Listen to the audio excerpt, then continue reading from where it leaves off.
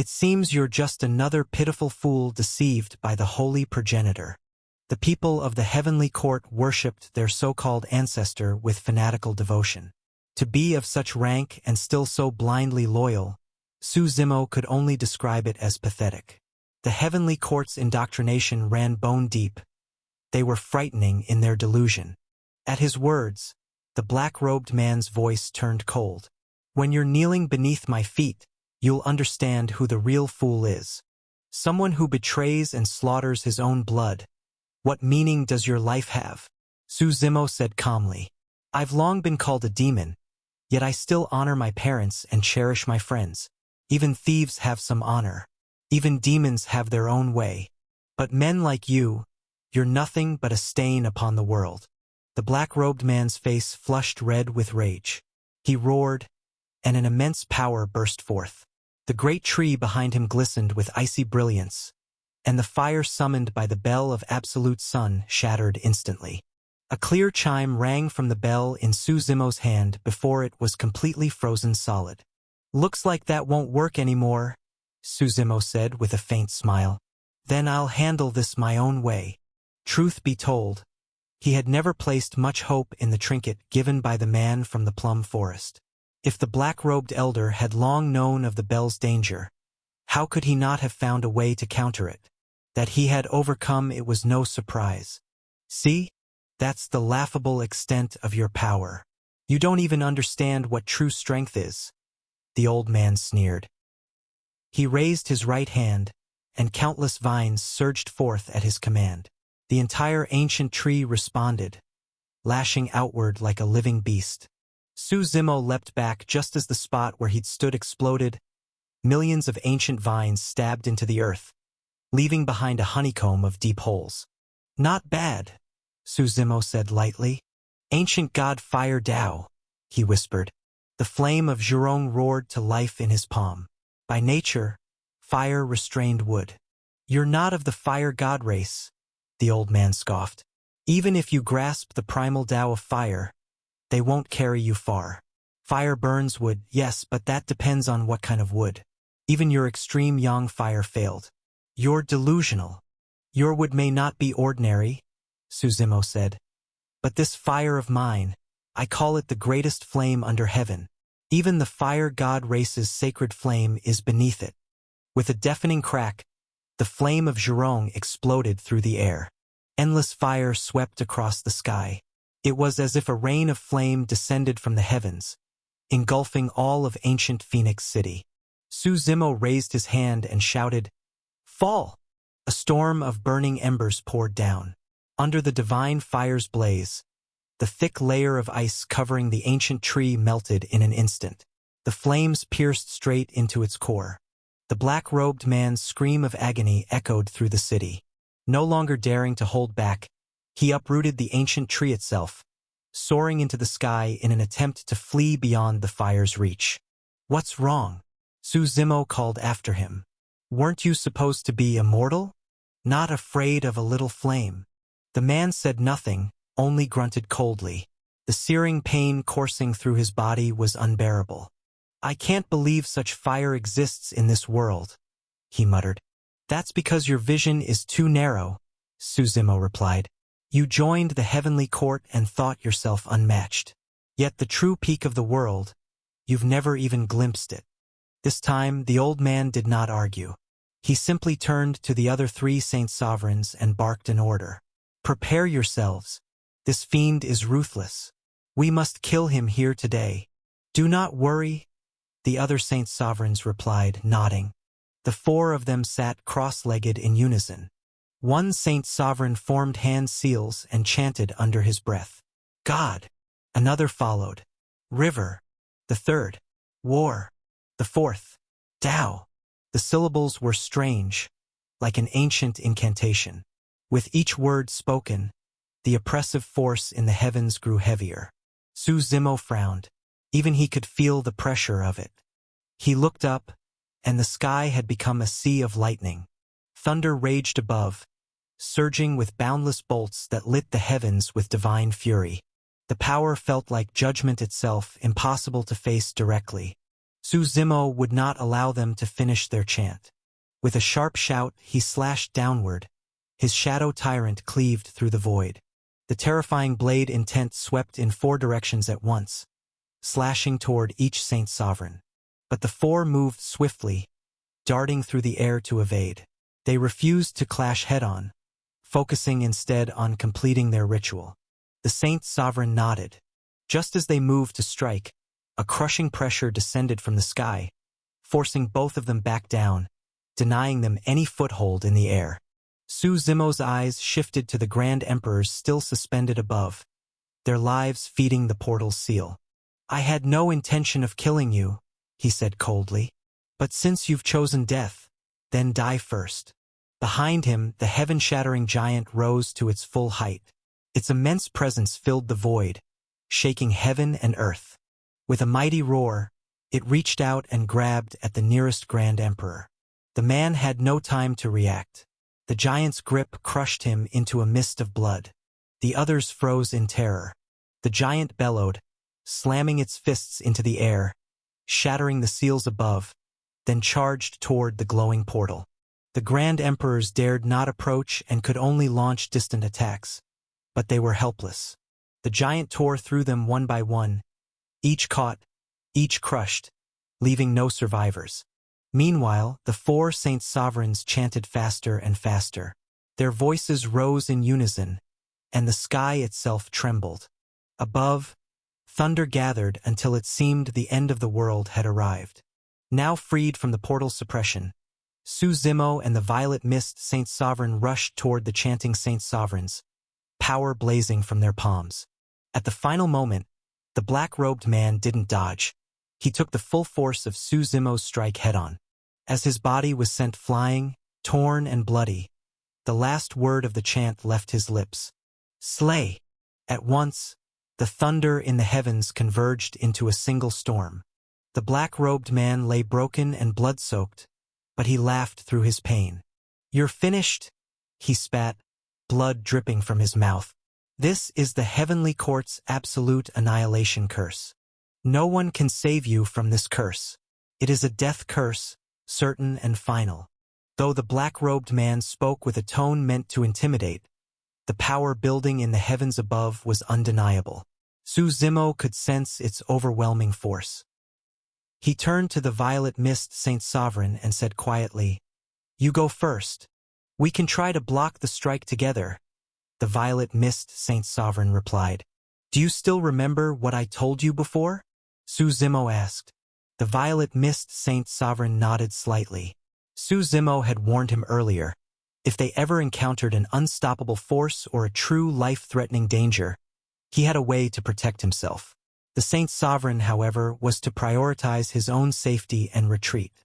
Understanding this, the Violet Mist Saint Sovereign said hurriedly, "I'll wait for you at the place where we met."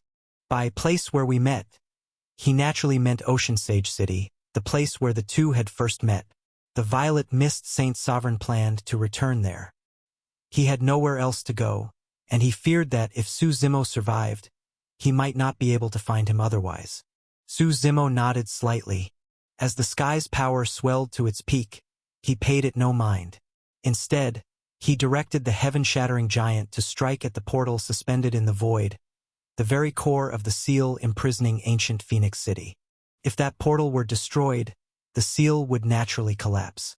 Su Zimo's intent to destroy the portal alarmed the remaining Saint Sovereigns, but they had exhausted much of their power to cast the absolute annihilation curse. Though they wished to stop him, they lacked the strength to intervene. With a thunderous explosion, the portal shattered completely. Seizing the moment, the Violet Mist Saint Sovereign transformed into a beam of divine purple light and vanished from sight as swiftly as dawn mist. The Saint Sovereigns tried to stop him but were far too late. The black-robed man only sneered. "You're the big catch here. Once you're dead, that Ocean Sage City and the people there will all be like birds trapped in a cage. They won't escape either." Su Zimo said nothing.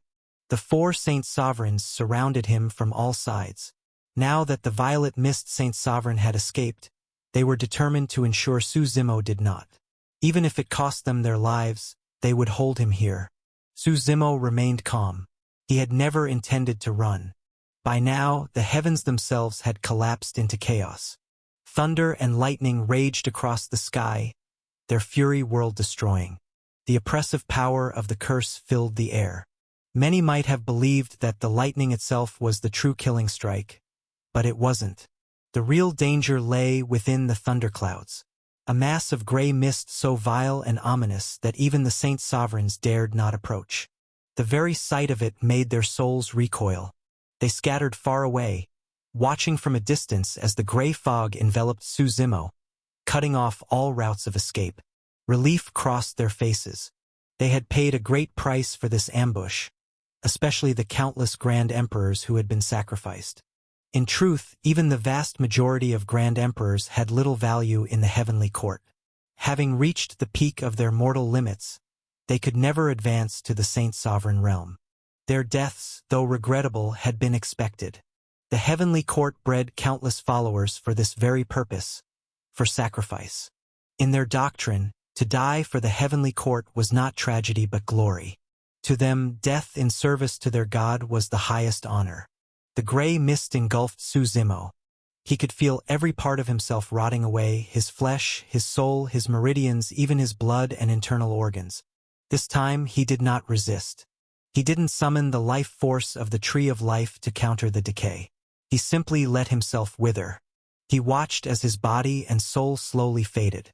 One of the saint sovereigns turned to the black-robed man. "Are we just going to let him die like this? What else would you suggest?" The black-robed man replied flatly. "I think we could try to control him instead," the saint sovereign suggested. "He seems extraordinary. If we capture him alive, his identity might prove useful. We could use that to advance our other plans." The black-robed man fell silent, lost in thought, clearly weighing the pros and cons. "Very well," he said finally. "We'll use the fourfold holy seal. If he proves worthless, we can kill him afterward." After a long pause, he had chosen to take the risk. Their original plan had been precise and methodical, but temptation had won. The others nodded. They each formed hand seals, and from their fingertips flowed four streams of energy. When the powers merged, they condensed into the shape of a coffin. "Seal!" they shouted in unison. A surge of energy rippled through the air. The spectral coffin pushed through the gray mist, parting it like water, and slowly descended over Suzimo's withering form. It closed around him, its crystal-like walls shimmering faintly, encasing him within. By now, Suzimo showed no signs of life. He looked no different from a corpse. "This absolute annihilation curse is truly fearsome," one saint sovereign said in awe. "In mere moments, it really wiped out everything." "Of course," another sneered. "Did you think something passed down by the holy progenitor would be simple?" "Let's move him," said the black-robed man. The group carefully guided the crystal coffin closer. Even they had to proceed cautiously. The curse's gray mist was lethally toxic. A single touch meant instant death. Such was its terrifying power. When they finally brought the coffin before them, they examined Suzimo closely. After confirming that his life force was nearly gone, they concluded that he was, at best, half dead, alive in name only. "You," the black-robed man said to one of the saint sovereigns, "go investigate his identity. I want to know who he really is. Hopefully he's a big catch." It was clear that among them, the black-robed man held authority. The others obeyed him without question. "Understood," the saint sovereign replied, vanishing into the void. "How are things in Ocean Sage City?" The black-robed man then asked another. "We've already hidden many of the mutated water beasts inside the city," the saint sovereign answered. "But they're not strong enough to take the city by force. They'll only serve to create chaos. The real advantage lies in the water-resistant armor we've been developing. The experiments have proven its strength. It's more than enough to bring down Ocean Sage City." "And what about our partners?" the black-robed man asked, frowning slightly. "Those fools are still lost in their delusions," the saint sovereign said with a cruel grin. "I agreed to all the terms they wanted, but whether they live long enough to enjoy them, that's another matter. Don't act rashly yet," the black-robed man cautioned. Once this business is finished, you can deal with them however you like. I'm heading to the abyss of departed flame. What about him? One Saint Sovereign asked, glancing at the crystal coffin containing Su Zimo. I'll take him with me, the black-robed man said, just in case something unexpected happens. The others nodded in agreement. After the black-robed men finished their discussion, the others all departed. They were well organized, each with their own tasks to handle.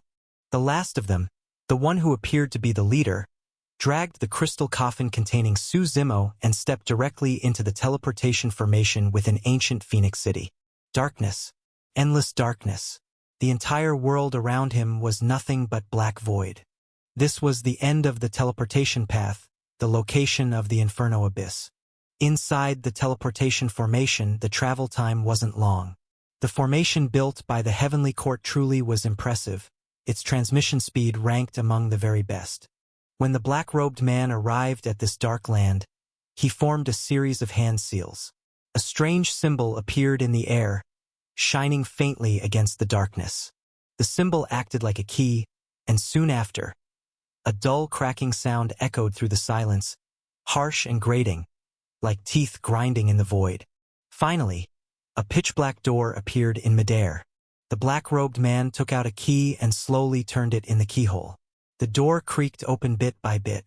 When it fully opened, he stepped through with Su Zimo's crystal coffin in tow. Darkness swallowed everything once again, covering the entire Inferno Abyss. Soon, the place returned to its usual eerie calm. Inside the door lay another world, a massive, newly created pocket dimension.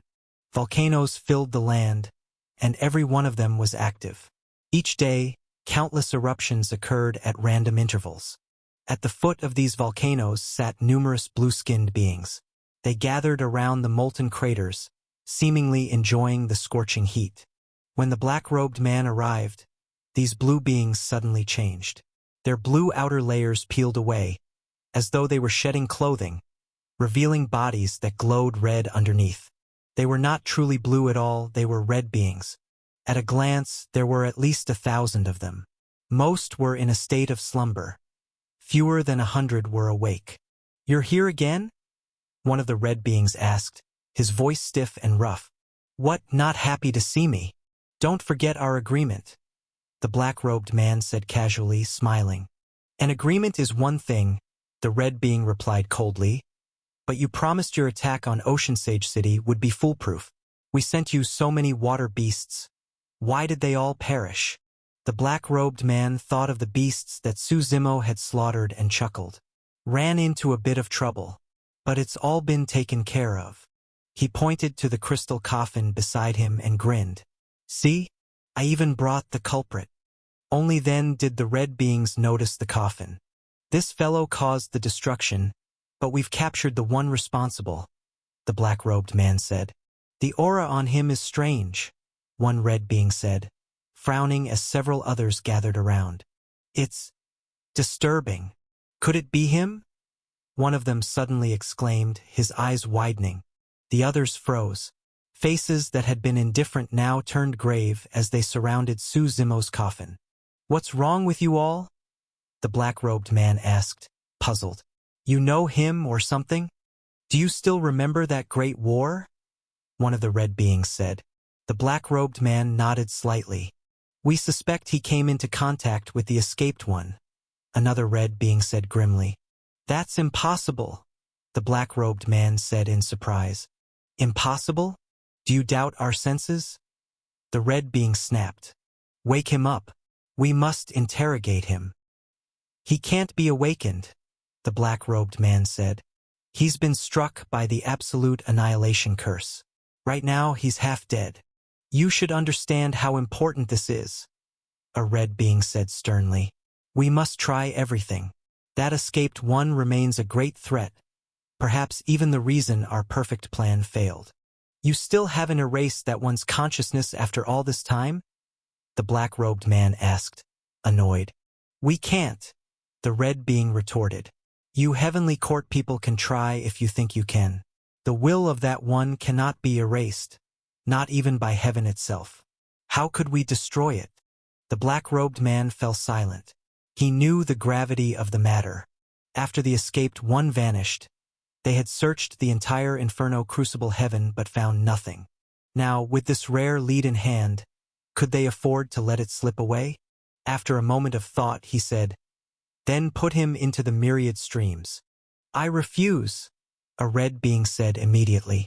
"To heal the damage caused by the absolute annihilation curse, only the myriad streams offers a chance," the black-robed man explained.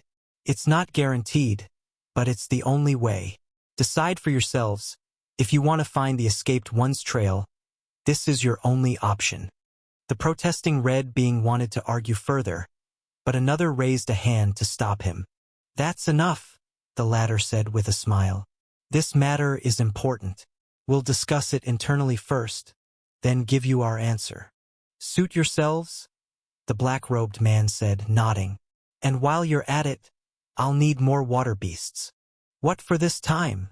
one red being asked angrily. "To destroy Ocean Sage City," the black-robed man replied coolly. "You'd better not fail again. If you do, handle it yourselves. If the Heavenly Court could act openly, do you think we'd bother working with you?" the black-robed man said with a smirk. When the red beings left, the black-robed man's smile faded. He spat on the ground. "If you worthless things weren't still useful, I'd have wiped you out already." The red beings took a long time to deliberate. Nearly half a day passed before they returned, moving slowly. "If you don't agree, I'll be taking him away," the black-robed man said indifferently. "No need to rush," one of the red beings said with a faint grin. "We've agreed, he can enter the myriad streams." "Fine. The sooner, the better," the black-robed man replied. "Remember, he's under my custody." "Don't worry," the red being said. "When we get results, we'll share the information. After all, this is a partnership of mutual benefit." The crystal coffin containing Su Zimo was slowly carried away. They passed several active volcanoes before the entire landscape came into view. At the center of the volcanic ring lay not a crater, but a massive lake, though calling it a lake hardly did it justice. The waters shimmered strangely, reflecting an entire world of fire within their depths. Water and fire, two forces that should never coexist, were perfectly fused here. Water within fire, fire within water. A defiance of nature itself. The crystal coffin came to rest upon its surface. Inside the crystal coffin, a group of fire-red beings carefully lifted Su Zimo's body out. He was still shrouded in the energy of annihilation, and even these red beings kept their distance, unwilling to touch that deadly aura. They isolated him with protective seals, then slowly pushed him toward the strange lake before them. The water-fire lake was eerily calm, as though it had remained unchanged for tens of thousands of years. As Su Zimo's body sank gradually into the water, one of the red beings asked, "Should we give him some protection? The myriad streams might be too fierce for him." "Why bother? Let fate decide whether he lives or dies," another replied coldly. "Let's just hope we can get a clue about that escaped one soon. Then we can finally relax," another sighed.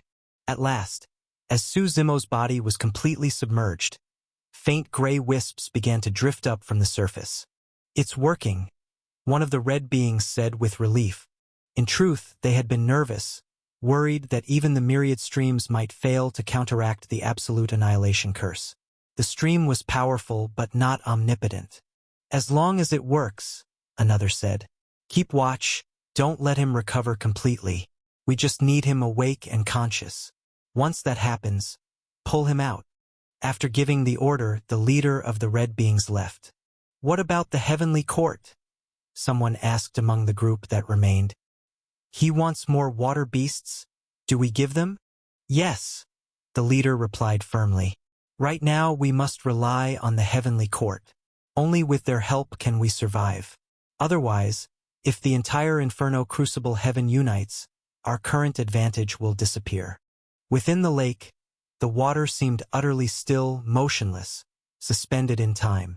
Even after Su Zimo entered, it felt as if both space and time themselves had solidified. "Child, wake up, You are safe for now. In the darkness of his mind, a distant voice was calling to him. Su Zimo opened his eyes and looked around. In truth, he didn't need the myriad streams to heal him, because he wasn't actually injured. When the absolute annihilation curse had struck, he had activated the Gate of Eternity from the Heaven Unity 3 Gates God Scripture, which nullified the deadliest part of the curse. Still, the lingering annihilation energy was incredibly destructive. Su Zimo had to hide his resistance carefully and ultimately sacrificed one of his condensed divine leaves to offset it. That leaf came from the inheritance of Jumong, the ancient wood god, and each one represented a life. Even for someone like Su Zimo, condensing a single such leaf was no easy task. Originally, he had intended to fake his death and then track the black-robed men afterward. He hadn't expected them to be so gullible, to truly believe he had died and carry him straight into this hidden world. As the saying goes, search the world in vain, only to find what you seek by accident. Now he had seen the blue beings' true forms and uncovered part of their mystery. He still didn't fully understand their plan, but he had already begun to piece things together. Opening his eyes wider, Su Zimo decided to investigate the lake, the so-called myriad streams, to see what made it so unique. But as soon as he stirred, a voice echoed again from deep within the water, calling out to him. Su Zimo didn't know who or what it was. He decided to ignore it for the moment and instead focused on sensing the lake's essence. He narrowed his eyes. Before, he had thought the blue being within his body was the myriad streams. But now, as he felt the energy around him, he realized the two were not the same at all. The power of the blue being was stronger, more refined. The two forces shared the same origin, but the blue being seemed to be the core from which the myriad streams had derived. That was the impression Su Zimo got from his divine sense. If it weren't for the red beings watching above, he would have released the blue being immediately to see how it reacted to this place. After carefully studying the energy of the stream, Su Zimo began to move.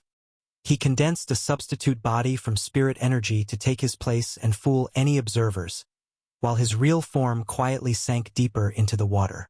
He could sense an immense power gathering at the bottom of the lake. The mysterious voice also came from below. A strange intuition told him that the answers he had been searching for might lie there. But the lake was deep, so deep it seemed bottomless. He swam for what felt like an eternity without reaching the end, until even he began to tire. Then the voice came again. You'll never make it like that. Who are you? Su Zimo finally called back. I am the true master of this place. You may call me the water god, Gongtu, the voice replied. You're joking. Another ancient god still alive?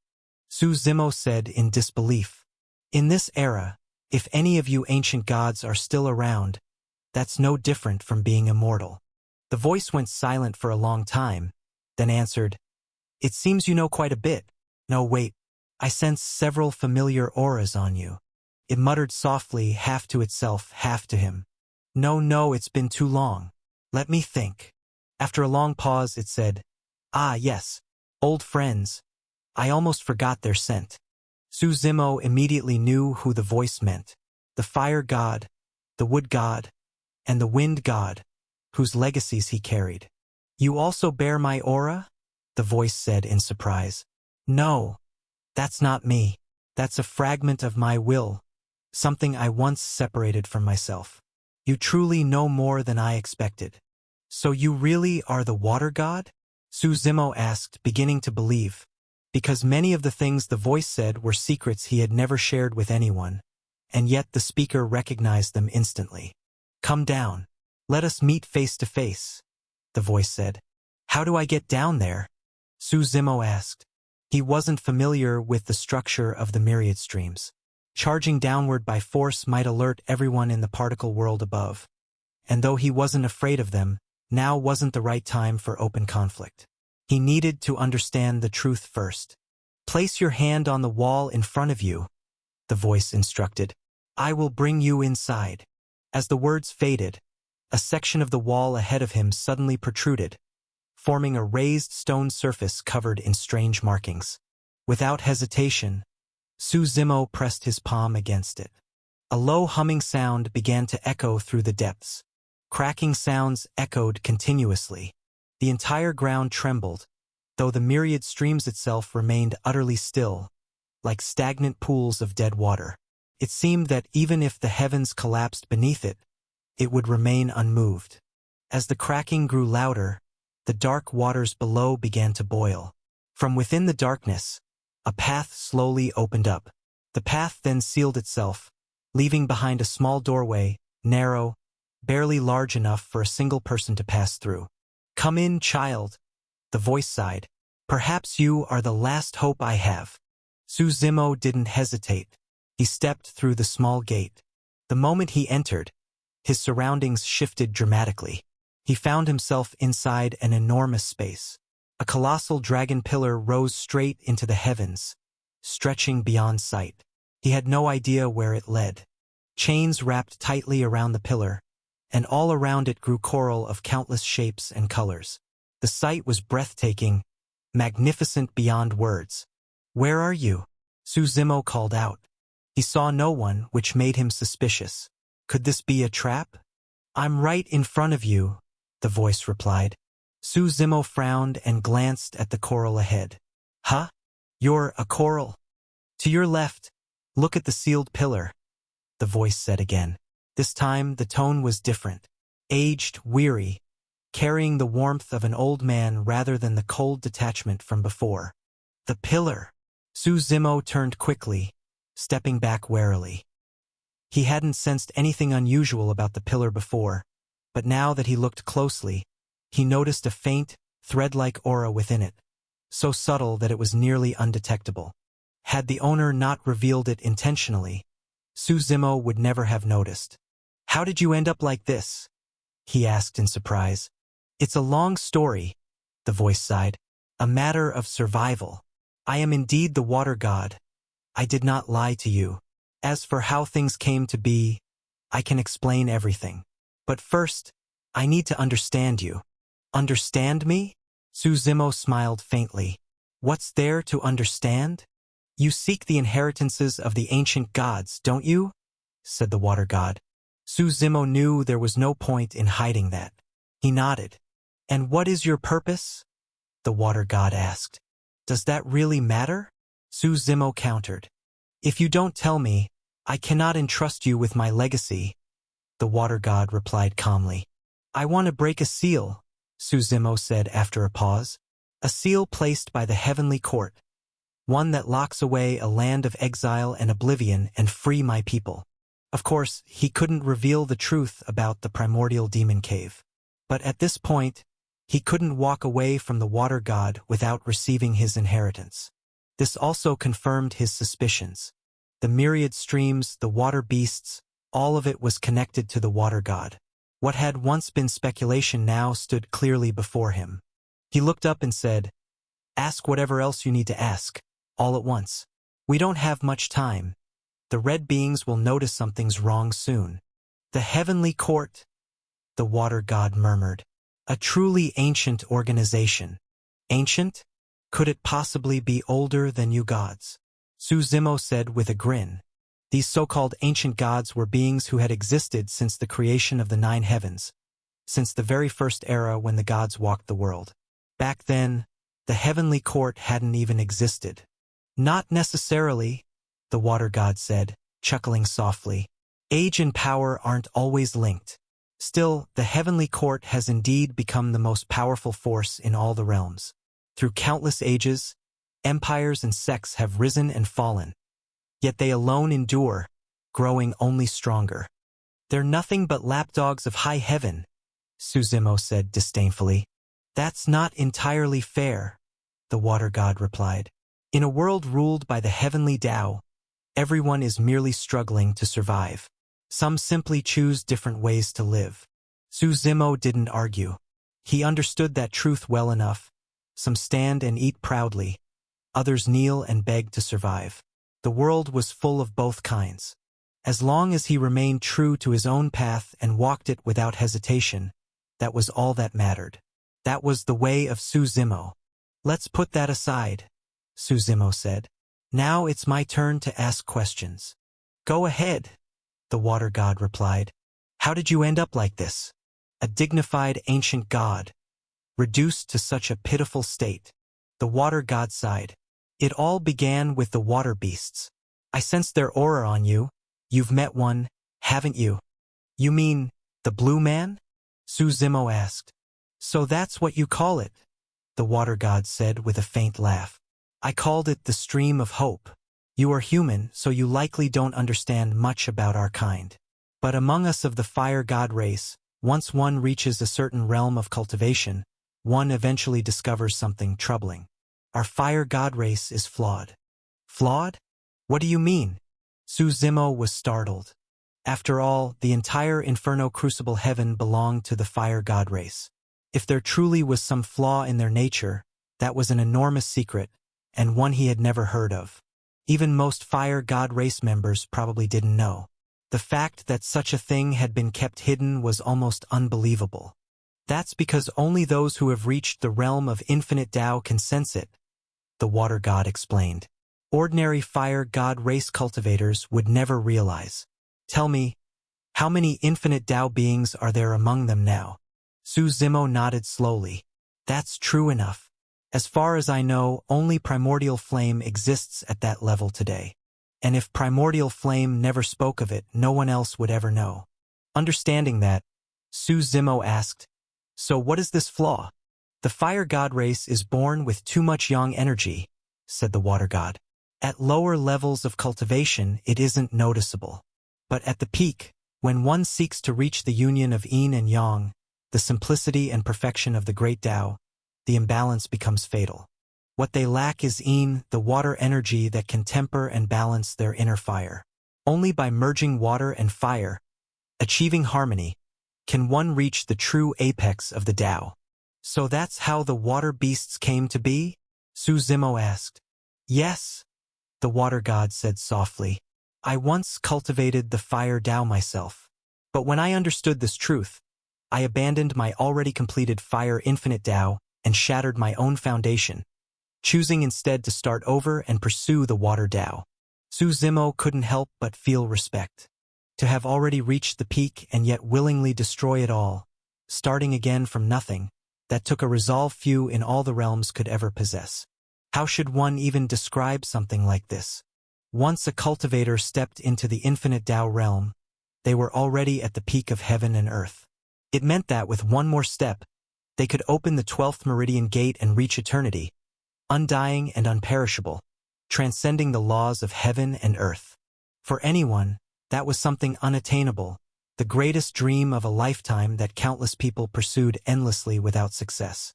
Yet the water god Gongtu, before him now, had been able to abandon all of that temptation. For the sake of the fire god race's future, he shattered his own cultivation, starting over as a mortal to cultivate the water Tao from the beginning. That kind of courage was not something everyone possessed.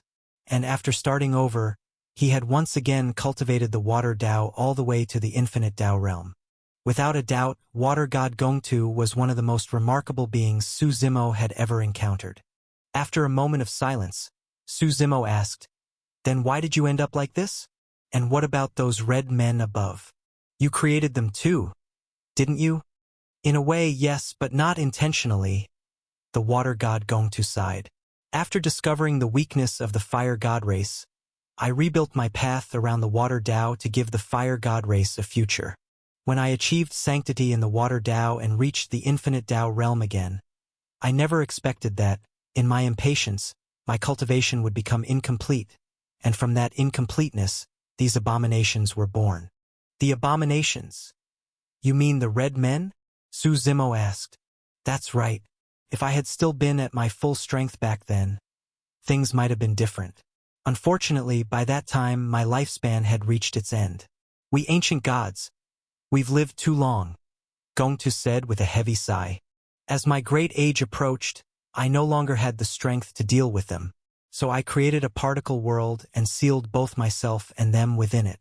You understand, since they were born from me, sealing myself meant sealing them as well. What happened afterward? Suzimo asked curiously. After sealing myself, my time finally came. My body and soul both perished, leaving behind only a wisp of my primordial spirit. That is what you see now, Gongtu continued. Although I couldn't destroy the red men, I left behind the myriad streams.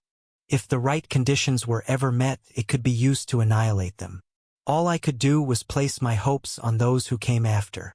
He sighed again.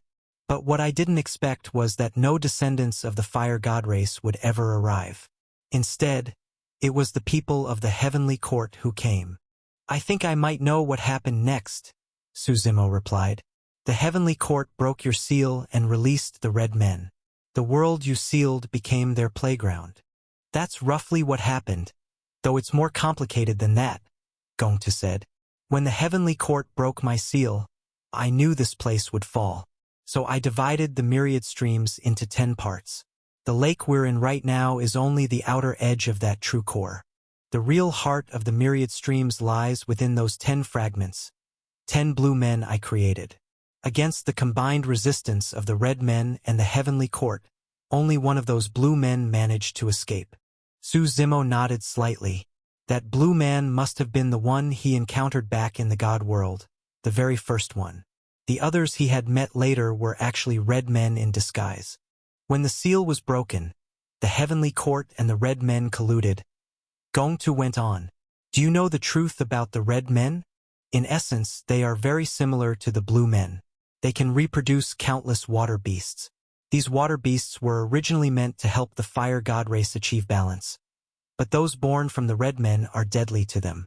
Instead of repairing the fire god race's flaw, they devour its flame, turning their hosts into lifeless shells that obey the red men's will.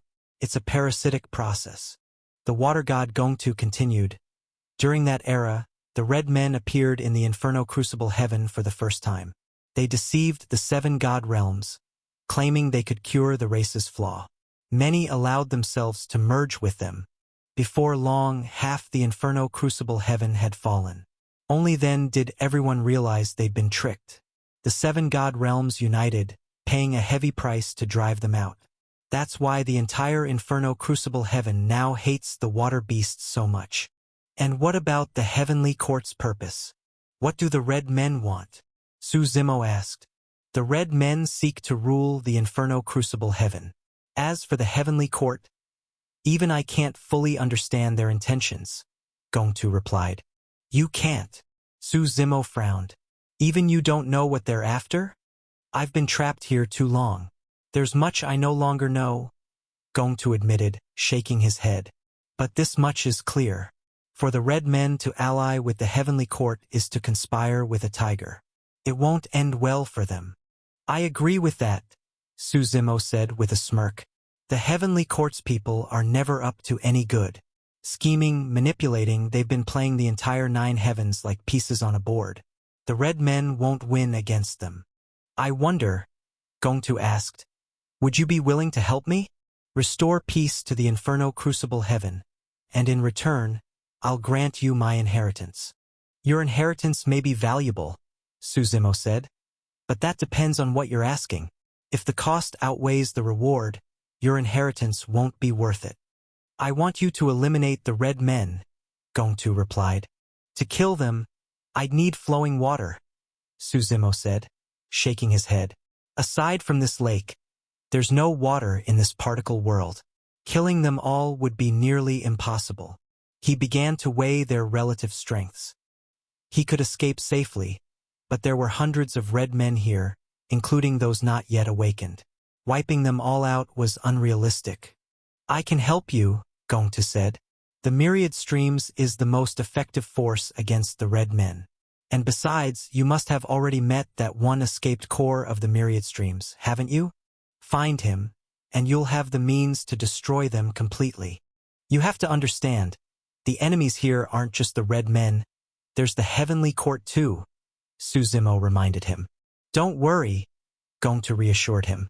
Once the battle begins, unless an infinite Tao powerhouse intervenes, the heavenly court can't enter. This particle world may have fallen to the red men, but I built it myself. No one knows it better than I do. That's still not enough. You think I'll risk my life just for one inheritance? Suzimo said, shaking his head again. In that case, Gongtu said after a pause. Besides my inheritance, I can also tell you the location of another ancient god's inheritance. Su Zimo's eyes narrowed slightly. Now that didn't sound like such a bad deal after all. The inheritance of an ancient god was something extremely difficult to find. Su Zimo had always taken this matter very seriously. What was hard to find wasn't the inheritance itself, but the location of it. Just finding the water god's legacy had cost Su Zimo tremendous effort, and that was considered good luck. If it hadn't been for the existence of the water beasts, who could have ever guessed the water god had been sealed in such a place? He might never have found him in his entire life. Since there were still several other ancient gods' inheritances left, Su Zimo didn't want to go through such exhausting searches one by one. So he asked, "Which ancient god's clue are you going to give me?" "The ancient poison god, Shibishi," Gongtu said slowly. Su Zimo was startled. He knew that Shibishi was nothing like the other ancient gods. This was an exceptionally cruel and powerful being. His poison was unpredictable and impossible to defend against. Back in ancient times, even the wood god Jumong had been killed by him. Su Zimo's gaze sharpened. "How do you know where his inheritance lies? Don't tell me he's also in the Inferno Crucible Heaven." "He's not," Gongtu replied, smiling faintly. "But the information I'm giving you is absolutely true, because I understand him well. Whether you dare to claim his inheritance or not, that's something you'll have to decide for yourself." "Deal. I'll agree," Su Zimo said immediately. He didn't hide anything and released the blue man who had been healing inside his god world. The blue man was still very weak, but when he appeared, there was already a faint sense of awareness in him. "Home. Have I come home?" the blue man murmured softly. Streams of water energy around them began to surge toward him, flowing into his body at visible speed. Perhaps because he had been gone too long, the waters restored him rapidly. "Ha ha ha! I knew it! You've met the core of the myriad streams." The water god Gongtu laughed heartily. "But I am curious. Just now I only sensed the faintest trace of him. Even I couldn't detect his existence. Where exactly did you hide him?" "That's not important, is it?" Su Zimo said casually. Of course, he wouldn't reveal the secret of the god world. These ancient gods really did talk too much. True, not the key point," Gongtu said, nodding quickly. He was so excited he had to calm himself down. "My child," Gongtu said warmly. "Welcome home. My home." The blue man looked confused, but when he raised his head and saw the towering pillar, his expression turned to joy. "Father, it's really you," he cried out. "It's me," Gongtu said with a smile. "Now, use the power of the myriad streams to restore yourself as quickly as possible. We'll need your strength to destroy the red men." At that moment, disturbances began outside. It seemed the red men had started to suspect Su Zimo and discovered his decoy. Fierce attacks began to rain down on the lake, as though they meant to churn it inside out. The roars of colliding energy echoed like thunderous water dragons bellowing in rage. "Don't worry," Gongtu reassured. "They can't break through for now, and they won't find us. We should plan how to kill them as soon as possible," Su Zimo said. "These red men are abominations born of water. I can assist you from the side and keep the heavenly court from interfering. But if you want to wipe them all out, you'll need more than just the myriad streams. You must also learn my divine art, Deluge of Desolation." "Deluge of Desolation? What's special about it?" Su Zimo asked. "Don't underestimate it," Gongtu said with a smile. "This technique was created from the fusion of my comprehension of the water primal Tao and the power of universal principles. It even touches upon the Tao of time and space. Tell me, do you know what infinity means?" "What is infinity?" Su Zimo asked. "Infinity," Gongtu said, "is the truth of existence. The world has no boundary. Look beyond the departure fire region, and there lies the Inferno Crucible Heaven. Beyond that lie the 9 heavens, and beyond them the star ocean. The world itself is infinite. Our cultivation, too, breaking through meridian gates and shattering our shackles, is another form of infinity. I think I understand. Su Zimo nodded slightly. You want to use the infinite power of the myriad streams to eliminate the red men. Yes and no, Gongtu said. I wouldn't call it elimination. The red men are, after all, a derivative of my own cultivation, a product of a flawed path. What I intend is to return them to their source, to send them back to where they belong. Then hurry up and pass the inheritance to me, Su Zimo said eagerly. I will, Gongtu said with a sigh. Just don't disappoint me. This may be my last chance. I once believed that being sealed here meant I'd never have the strength to change anything again. But your arrival, and the return of the blue man, may be a sign of hope. Outside, the red men were growing more frenzied. Their voices could already be heard from within as the lake churned violently, battering against the inner walls. Boy, come out now or we'll tear you to pieces. You think you can hide from us forever? If you don't come out, we'll overturn this entire lake and drag you out ourselves. Their tone was desperate, and of course they were anxious. Su Zimo carried the clue to that escaped blue man, and they knew it. And it wasn't just that. They also knew the one sealed within this lake, the existence they both feared and hated. Even if that being was no longer what he once was, none of them dared take him lightly. Outside, a furious roar broke through, the voice of a man in black robes. Useless. All of you are useless. How could a living man vanish right under your noses? The black-robed man was furious, and for good reason. The heavenly court had already begun investigating Su Zimo's identity. With their efficiency, it hadn't taken long to find an answer. But when the report came back, the man had been utterly stunned. The young man was none other than the Infernal Lord, the one the heavenly court had been hunting for so long without success. The heavenly court had tried to kill him countless times, but he always survived. And now, the Infernal Lord had fallen into his hands. This accomplishment would have been worth more than completing the entire Inferno Crucible Heaven mission 100 times over. That was why he'd rushed here personally, to take Su Zimo back to the heavenly court himself. But now Su Zimo had vanished. How could he not be enraged? Don't worry, one of the red men said quickly. He's definitely in the lake. He won't escape. The heavenly court values this matter greatly, the black-robed man said coldly. If he disappears, I'm afraid the holy progenitor will personally descend to destroy you all. He wasn't exaggerating. He hadn't yet reported this to the holy progenitor, or the old monster would have already arrived. When it came to the Infernal Lord, the holy progenitor cared more than anyone.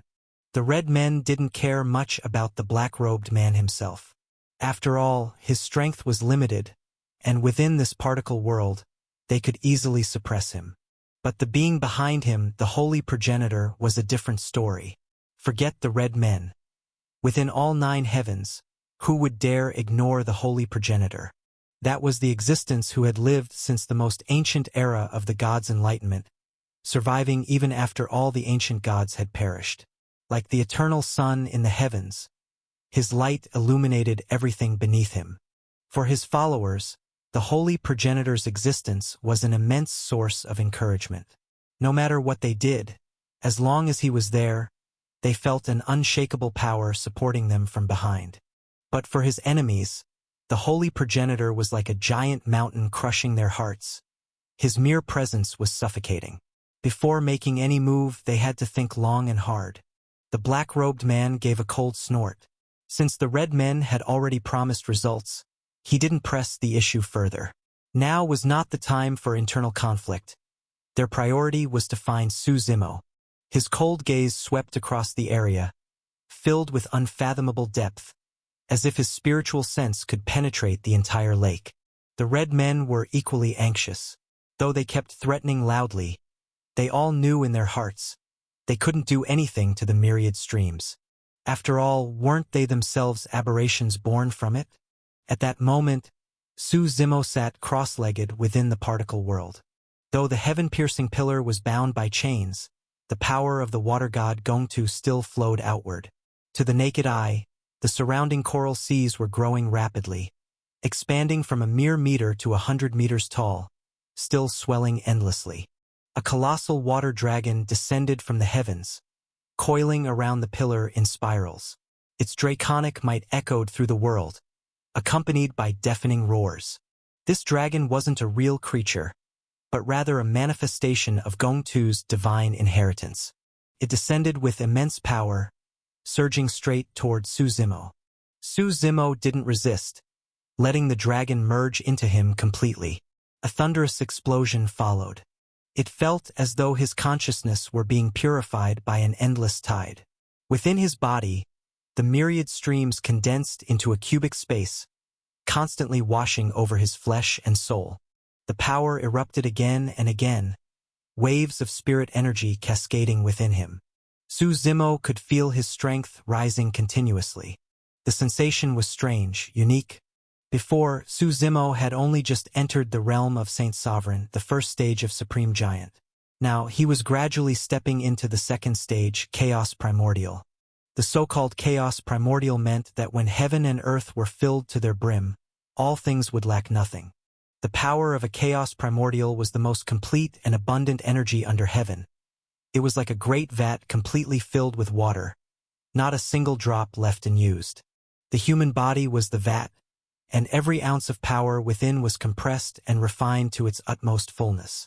The aura surrounding Su Zimo grew stronger and stronger. While he cultivated toward Chaos Primordial, he also absorbed the inheritance of the water god Gongtu, doing both at once without neglecting either. Time passed, and no matter what chaos stirred outside, Su Zimo remained in his special state of focus. Gongtu did not disturb him. To him, the stronger Su Zimo became, the greater their chances of success. He had every reason to hope for Su Zimo's growth. No one knew how long it had been before Su Zimo's awareness became clear again. His perception of the surrounding water currents had grown incredibly sharp. As if he were a fish returning to the sea, the water itself now felt like home. The spirit energy in his body had grown 1,000,000 times more dense and finally broke through. He had officially ascended into a Chaos Primordial. All in all, Su Zimo was quite satisfied. But now, an intense battle awaited him. Opening his eyes, he immediately calmed his aura. "Are you ready?" Gongtu asked. "If you are, I'll send you out." "What about him?" Su Zimo looked toward the blue man. "He's fully recovered," Gongtu said with a smile. "Within this lake of myriad streams, there's no killing him. With his aid, you'll be able to master the entire myriad streams more swiftly." Su Zimo nodded slightly. "True enough. Then it's about time I go meet them. By now, they're probably going mad trying to find me." As soon as he finished speaking, a surge of immense power erupted. The particle world around them began to close, and Su Zimo and the blue man shot outward. Outside, a group of red men had surrounded the lake so tightly that not even a drop of water could escape. At that moment, the lake began to ripple and churn, as though something inside were about to break free. "He's coming out!" one of the red men shouted. All eyes turned to the center of the lake. The bubbling grew louder and more violent until, boom!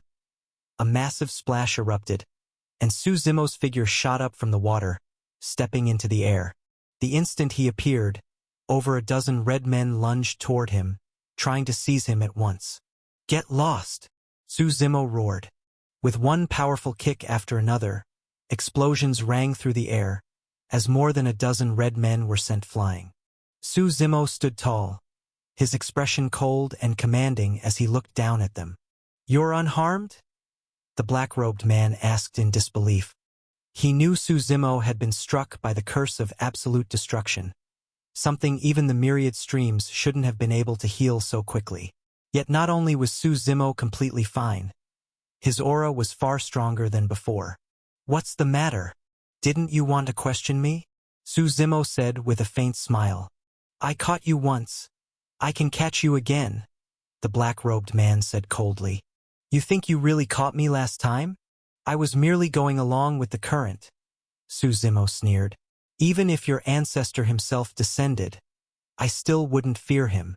If it came to it, he could always unleash the power left to him by the previous infernal lord. That predecessor's strength had reached the level of one who could battle the heavens themselves. But I'm not interested in fighting your heavenly court right now, Suzimo continued.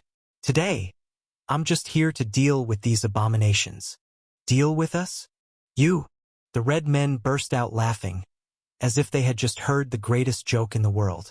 Did that old man beneath the lake deceive you? Even when he was alive, he couldn't defeat us. What makes you think you can? Though they mocked him, the red men were extremely alert, closing in from all directions to prevent Suzimo from escaping. You'll know once you try, Suzimo said calmly. He summoned the blue man. At once, the lake beneath them erupted in fury. The myriad streams surged up around Suzimo, spiraling into motion. The waters of the entire lake began to surge upward, forming a massive vortex that spiraled around Suzimo. It was as though a dragon of water were singing in a low hum, and the blue man merged into Suzimo's body as well. How did you find it? The red men asked, their faces changing drastically in disbelief. Picked it up on the road, Suzimo replied with a faint smile. The red men exchanged uneasy glances. One of them suddenly clasped his hands together, forming a seal. The mark expanded rapidly until it enveloped the entire particle world. Many of the red men had been in slumber before, but as the seal descended, nearly all of them awoke at once. A wave of oppressive power erupted into the heavens, and their roars echoed through the entire world. Looking up, Suzimo saw hundreds of red figures swarming in from the horizon, closing in around him in a massive encirclement. This time, we may need the aid of your heavenly court, one of the red men said to the black-robed man. Even if you hadn't asked, the heavenly court wouldn't sit this one out, the black-robed man replied coldly. When it came to matters involving the infernal lord, the heavenly court had never cared about the cost. But just then, the bottom of the lake began to tremble. A colossal blue dragon burst upward, carrying divine might that reached the heavens. The dragon's power was overwhelming. Its roar alone sent countless red men flying backward. The power of primordial edicts, an infinite Tao, the black-robed man exclaimed, his expression shifting in shock. Then he frowned slightly. No, you're dead. This is only a divine remnant. Even a remnant soul can crush you, the water dragon said coldly, its voice echoing across the sky. It was none other than the water god Gongtu.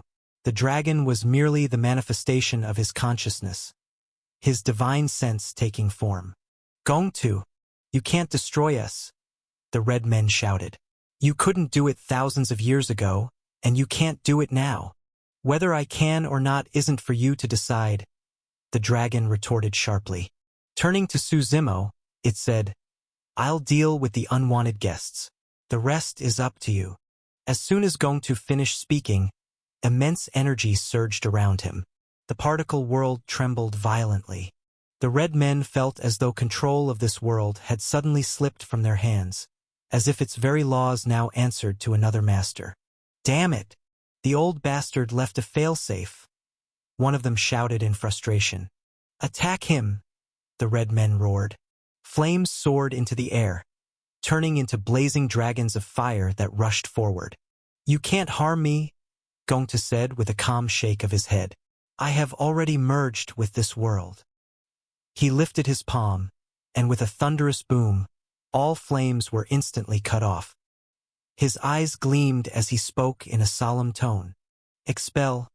Anything that does not belong to my world shall never enter again. The black-robed man suddenly felt a tremendous force wrapping around him. It was as if the very void were splitting open, trying to banish him from existence. He struggled violently, but the force was absolute, like the will of the world itself, leaving him powerless to resist. You dare make yourself an enemy of the heavenly court, he roared. Even if your holy progenitor came in person, he could not enter this world, Gongtu thundered back. He had the confidence to say that, after all, he had created this particle world himself. If it came to it, he was prepared to stake everything. The power of banishment grew stronger and stronger until finally, the black-robed man's figure was swallowed and vanished completely. That technique expelled anything or anyone not native to this world. Suzimo, however, was unaffected. as the blue man's presence shielded him. When the world finally grew quiet again, the water dragon transformed into a barrier that sealed off the entire realm. Now, only Su Zimo and hundreds of red men remained, facing each other across the void. "So, you're the Old One's last hope," one of the red men sneered. "If we kill you, his final plan dies with you.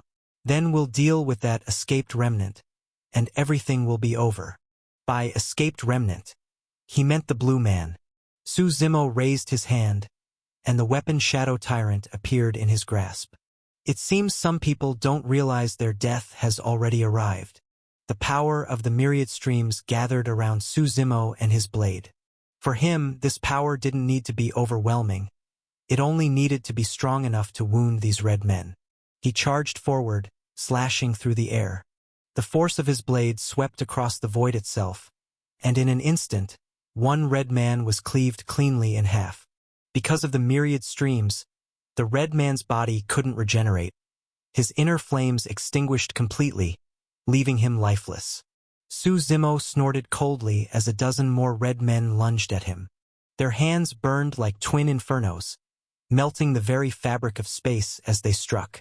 Su Zimo stepped back swiftly to dodge the blow, then swung Shadow Tyrant once more. This time, the strike carried the full might of his newly awakened chaos primordial power.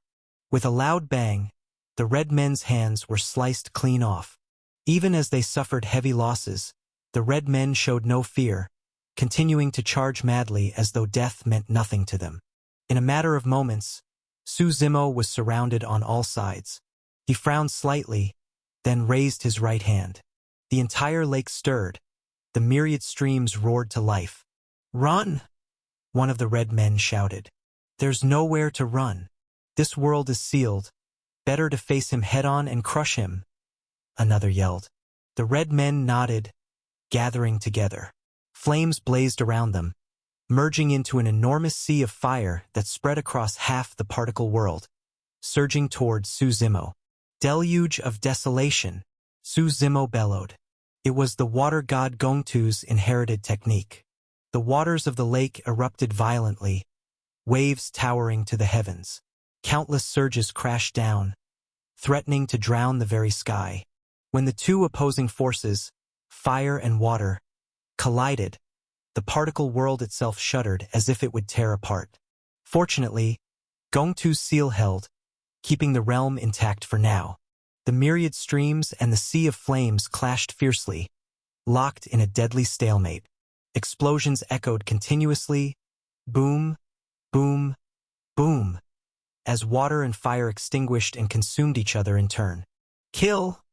roared the hundreds of fire-red figures as they pressed their assault, faintly gaining the upper hand. "You're no match for us?" the red men shouted in unison, their voices rising over the chaos. Su Zimo let out a cold snort. The power of chaos primordial surged endlessly within him, the energy roaring between his meridian gates like thunder. The mighty force inside his body rumbled like a vast, unending sea. Although he stood alone, he was in no way inferior while facing hundreds of red men. After the prolonged battle of water and fire, Su Zimo had come to realize something. When the red men gathered as one, even the power of the myriad streams couldn't harm them. "In that case," he muttered, "I'll take you down one by one." With a sharp command, he canceled the deluge of desolation, drew his blade, and charged into the mass of red men, dragging Shadow Tyrant behind him. A wave of unstoppable power rippled outward. Between heaven and earth, only his relentless blade intent and the red men's flames filled the void. Every strike from Su Zimo's blade carried the will of indestructible destruction. The red men, unable to dodge in time, were cut down one after another. But even he couldn't fight hundreds unscathed. His body was soon covered in wounds. A searing pain burned across his entire being, as if he himself were about to ignite. After slaying several more red men, Su Zimo gasped for breath and pulled back to create some distance. "You fear death." "I don't," he said with a wild laugh. "If it's ruthlessness you want to compare, you're still far behind me. That's why this battle." He raised his blade, his eyes blazing. "You're doomed to lose." You're only one man, a red figure sneered. We can wear you down until you die. They refused to give him even a moment to recover and surged forward once again. Suzumo took a deep breath. The Shadow Tyrant's sword erupted with energy, its blade intent growing sharper and stronger by the second. He unleashed one divine art after another. The heaven-shattering giant roared to life. The three gates spun around him.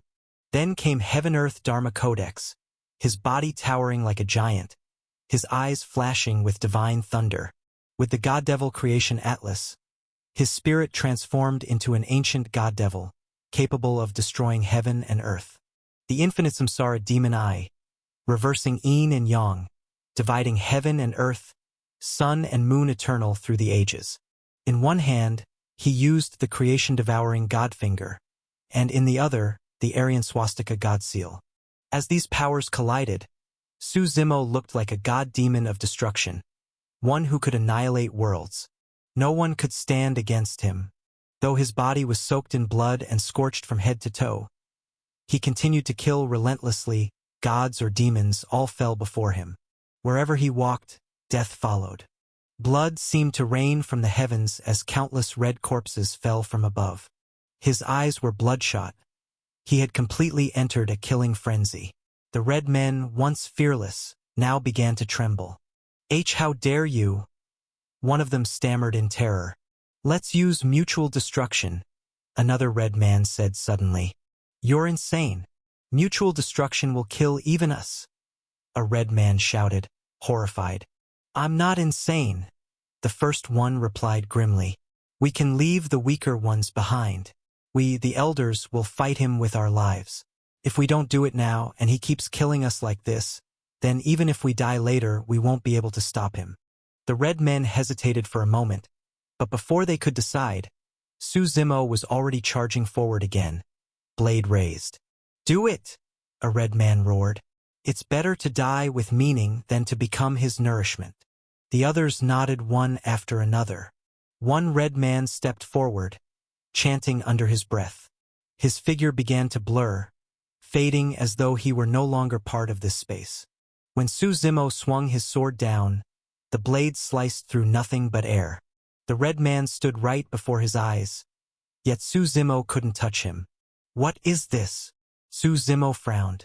Then, to his shock, the red men behind the first one began rushing toward him, merging into his body one after another. As more and more red men fused, the first one's aura grew immensely powerful, and his body expanded rapidly. Suzumo could only watch, powerless to stop the process. His attacks passed through without effect. They've grasped a trace of the concept of infinity. The water god Gongtu's solemn voice echoed from the void. I think I understand their goal now. What goal? Suzumo asked. They're using that first red man as a vessel, Gongtu explained gravely. They're merging everyone's power into him, making him stronger with each fusion. The more red men join, the stronger he becomes. Theoretically, he can grow infinitely powerful. Gongtu continued. Now I understand why they fought so fiercely to invade the Inferno Crucible Heaven. They didn't just want to conquer it. They wanted to assimilate every member of the fire god race, merging them all together to create a true being of infinity. Using this principle, they intend to forge an ultimate god. Suzumo's eyes lit up. That's actually a clever method. For most people, becoming strong required countless years of cultivation, talent, luck, and opportunity all had to align. But through this method, strength could be gained far more easily, though at a horrifying cost. It was, in essence, turning the entire fire god race into livestock to be absorbed. How strong can this fused red man become? Suzumo asked. I don't know, Gongtu replied heavily. But if he reaches the infinite Tao realm, it'll be catastrophic. As thousands of red men continued merging, the first red man's power visibly climbed, rising through realms at an alarming pace. From Supreme Giant to Chaos Primordial to Eternal Overlord, then to Creation God and finally Sage Monarch. Only after reaching the Sage Monarch stage did his growth begin to slow, though the rise in power still hadn't stopped. Fewer and fewer red men remained to merge, until nearly the entire particle world of red men had been absorbed into one. Then came a deep boom from within the red man's body, as though a shackle had broken. His aura flared skyward once more, stronger than ever before. A roar shook the heavens. Has he reached infinite Tao? Su Zimo asked in surprise. He hadn't met many infinite Tao beings, and he wasn't entirely familiar with that realm. No, not quite, Gongtu answered with a grave tone. But he's close. Let's call it a pseudo-infinite Tao. Even a pseudo-infinite Tao, Su Zimo frowned. With my current strength, that's nearly impossible to fight. He could fight a sage monarch to a standstill, even suppress one, but infinite Tao was an entirely different level, separated by a true gulf in power. An opponent who had opened 11 meridian gates, that was a difference as vast as heaven and earth. I can control him for a short while, Gongtu said quickly. He couldn't allow Su Zimo to retreat, not after waiting countless years for this one chance. You can control him? Why didn't you say so earlier? Su Zimo demanded. I have to use my life to do it, Gongtu said quietly. In other words, I must sacrifice my god soul. I didn't want to do that unless it was absolutely necessary. But now we have no other choice. It's do or die. Su Zimo's eyes narrowed. Then tell me, how do I kill him? This was a very practical problem. Even if the water god Gongtu could control the giant, if Su Zimo's power wasn't strong enough, he still wouldn't be able to kill it. If it were just an ordinary red man, he could destroy it easily with the myriad streams. But now the red man's scale was enormous. Su Zimo estimated that even the myriad streams might not be enough to deal with it. Use Deluge of Desolation, separate them, then defeat them one by one, Water God Gongtu shouted. Their pseudo-infinite Tao power was not earned through their own cultivation. I believe that method must come with severe side effects. For now, that's our only option, Su Zimo nodded. To be honest, he had no other way to deal with the massive creature in front of him. The red man roared, releasing faint currents of the power of primordial edicts beneath his pseudo-infinite Tao level. The power of primordial edicts, something beyond the power of primal Taos, was one of the core forces that made up the very fabric of the world. The red man roared again, stepping towards Su Zimo. Strangely, though his steps weren't fast, each movement gave Su Zimo a suffocating sense that there was nowhere to escape. Beneath his feet, the power of primordial edicts surged and rolled, as though he was measuring the heavens and earth themselves with every stride. Su Zimo gripped Shadow Tyrant. His powerful blade intent surged violently as he launched a probing strike. But his attacks were like stones sinking into the ocean, utterly ineffective. He couldn't harm the red giant at all, not even stir up the faintest ripple. Su Zimo frowned. An infinite Tao being's power was overwhelming. Just a half step to infinite Tao was already enough to make him feel suffocated. When the red man attacked again, Su Zimo retreated rapidly. That was when water god Gongtu made his move. The azure dragon rose and coiled through the air, its divine might sealing and suppressing the entire void. The dragon roared as currents of rule power spread out from its vast body. A thunderous explosion echoed through the void as Gongtu's power of primordial edicts clashed with that of the red man, two ultimate forces detonating in collision. Su Zimo looked up. The dragon's body had stretched to a length of millions of meters, its vast form wrapping around the red man entirely. The red giant struggled frantically, but the dragon's grip was unyielding, leaving no chance to break free. At that moment, Gongtu's strained voice rang out. Hurry up! I can't hold him for long. Su Zimo nodded. He raised both hands, summoning the myriad streams, which coiled around him like an endless river. The immense current surged outward, engulfing the red giant from all sides. Deluge of Desolation, Su Zimo shouted, sweeping his right hand. The powerful torrent collided head-on with the red man. He could feel it clearly. The red man was fused from many beings, while the myriad streams was pervasive, seeping into every gap, trying to tear the fusion apart. But even as the two forces wrestled, Su Zimo realized that with his current strength, breaking the red man apart was still difficult. Even with his divine technique, deluge of desolation, it wasn't enough. He frowned again. He knew they couldn't drag this out. Water god Gongtu wouldn't be able to hold much longer. Su Zimo waved his hand, summoning all the infernal archons from within the god world. All of you, lend me your strength. Let's destroy this red man, Su Zimo commanded. Yes, my lord, the infernal archons replied in unison. Their demonic energy erupted, surging into the sky before flowing directly into Su Zimo's body. In that moment, Su Zimo felt as if he had become just like the red man, drawing an endless power, growing stronger by the second. His eyes blazed as his cultivation rose rapidly.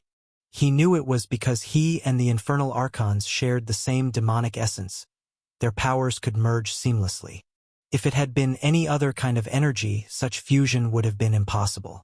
With eyes like burning torches, Su Zimo suddenly heard a deafening boom from within his body. He lifted his head, his aura surging even more violently. Stepping through the air, Su Zimo charged toward the red man. Under his command, the myriad streams expanded from a vast lake into a boundless ocean, roaring forward with unstoppable might. The red giant bellowed in fury, struggling desperately as it sensed Su Zimo's sudden increase in power. Just a little more, Su Zimo shouted. His momentum continued to climb. With each step forward, his expression twisted with strain. Behind him, Paimon and the others poured out their infernal energy to the limit. Su Zimo's mind went blank. He no longer knew how long it had lasted. Then suddenly, a massive explosion snapped him back to awareness. The sound was so loud it shook him to his core, the shockwave flinging him backward through the air. The void rippled violently. As Su Zimo fell, he looked up to see the area where the red man had been exploding continuously. The giant's massive body was rapidly breaking apart. "Did we do it?" he shouted in delight. "You did," came the weak voice of water god Gongtu. "Are you all right?" Su Zimo asked urgently. "I was already doomed to die.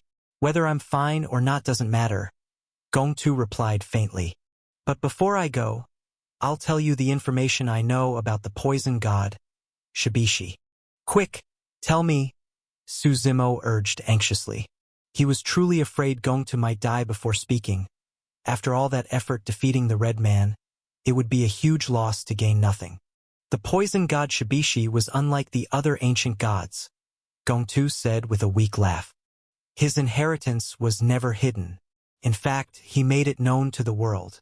He left behind 1,100 inheritances across the 9 heavens, but it's said that only one is genuine. For millions of years, many of these supposed inheritances have appeared, one after another, but all turned out to be fake. However, I know that his true inheritance lies in the hands of his mount, the undying poison beast. The undying poison beast? Su Zimo frowned slightly. That's right. In a sense, it is immortal because it cannot be considered a true living creature. It was a being born from the fusion of spirit energy, Gongtu explained. Its body is formed entirely of spirit energy. As long as there is spirit energy in heaven and earth, it can never die. Its consciousness was something Shibishi bestowed upon it, a consciousness of a dead thing. That means its mind will never change, and so, it cannot truly die. Its sole purpose for existing is to resurrect Shibishi. Can a person really be brought back to life in this world? Su Zimo asked, curiosity flickering in his eyes. He had always wondered, if a soul in the Mirage Tide's heaven hadn't been collected, could a person be revived? In this world, nothing is ever absolute, Gongtu said with a faint smile. Perhaps there is a way, but I don't know it. If I did, I wouldn't have ended up like this. What about the undying poison beast? How should I find it? Su Zimo asked again. If he didn't know where the undying poison beast was, he would have to start searching from scratch. What difference would this clue make then, having it or not? Water god Gongtu gave a wry smile. To be honest, I'm not entirely sure either. That's a bit of a scam, isn't it? Su Zimo narrowed his eyes. Wait, don't get upset, Gongtu quickly replied. The undying poison beast is drawn to places filled with toxins. When you reach the absolute God heaven, look for lands of great poison. You'll have a good chance of finding it there. Hearing this, Su Zimo's expression softened a little, and he nodded slightly. Well, that's at least something useful. Then, may I trouble you for one more favor? Gongtu said with a weak smile. Now you're pushing it, aren't you? Su Zimo glanced at him. Go on. Let's hear it first. He rose into the air. The explosion from the red giant earlier hadn't destroyed all the red men.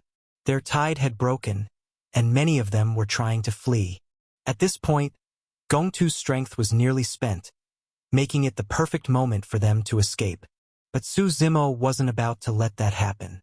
He stepped through the air, Shadow Tyrant in his hand, moving like a reaper harvesting lives. With every swing of his blade and surge of the myriad streams, another red man fell. Those who saw him came apart in terror, fleeing in panic as if death himself pursued them. Su Zimo followed them unhurriedly but relentlessly.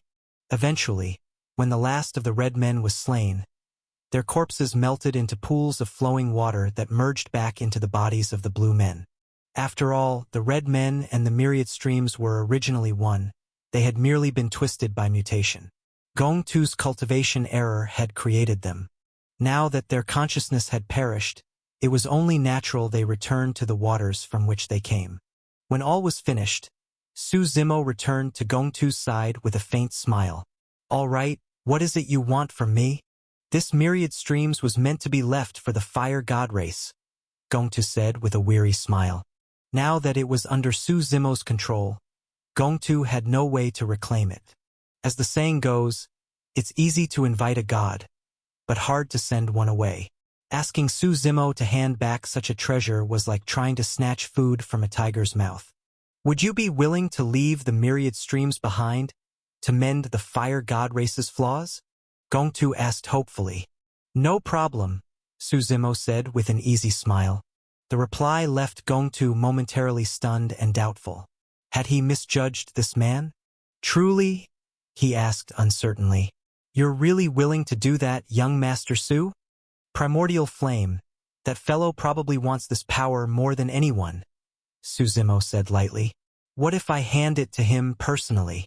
He's now the only infinite Tao cultivator of the fire god race, leading their entire people. Hearing that, Gongtu immediately understood. Su Zimo wasn't being generous. He was planning to use this to leverage primordial flame. What kind of price would the fire god race's leader have to pay to obtain this treasure? It didn't take much imagination. Primordial flame would be bleeding for it.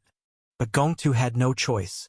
All he could do now was entrust his hopes to the fire god race itself. His remaining god soul was fading quickly. The myriad streams may not be of great use to you, young master, Gongtu said solemnly. But to my fire god race, it is salvation itself. Please, keep your promise. My people will be grateful for generations to come. Don't worry, Su Zimo said, waving his hand.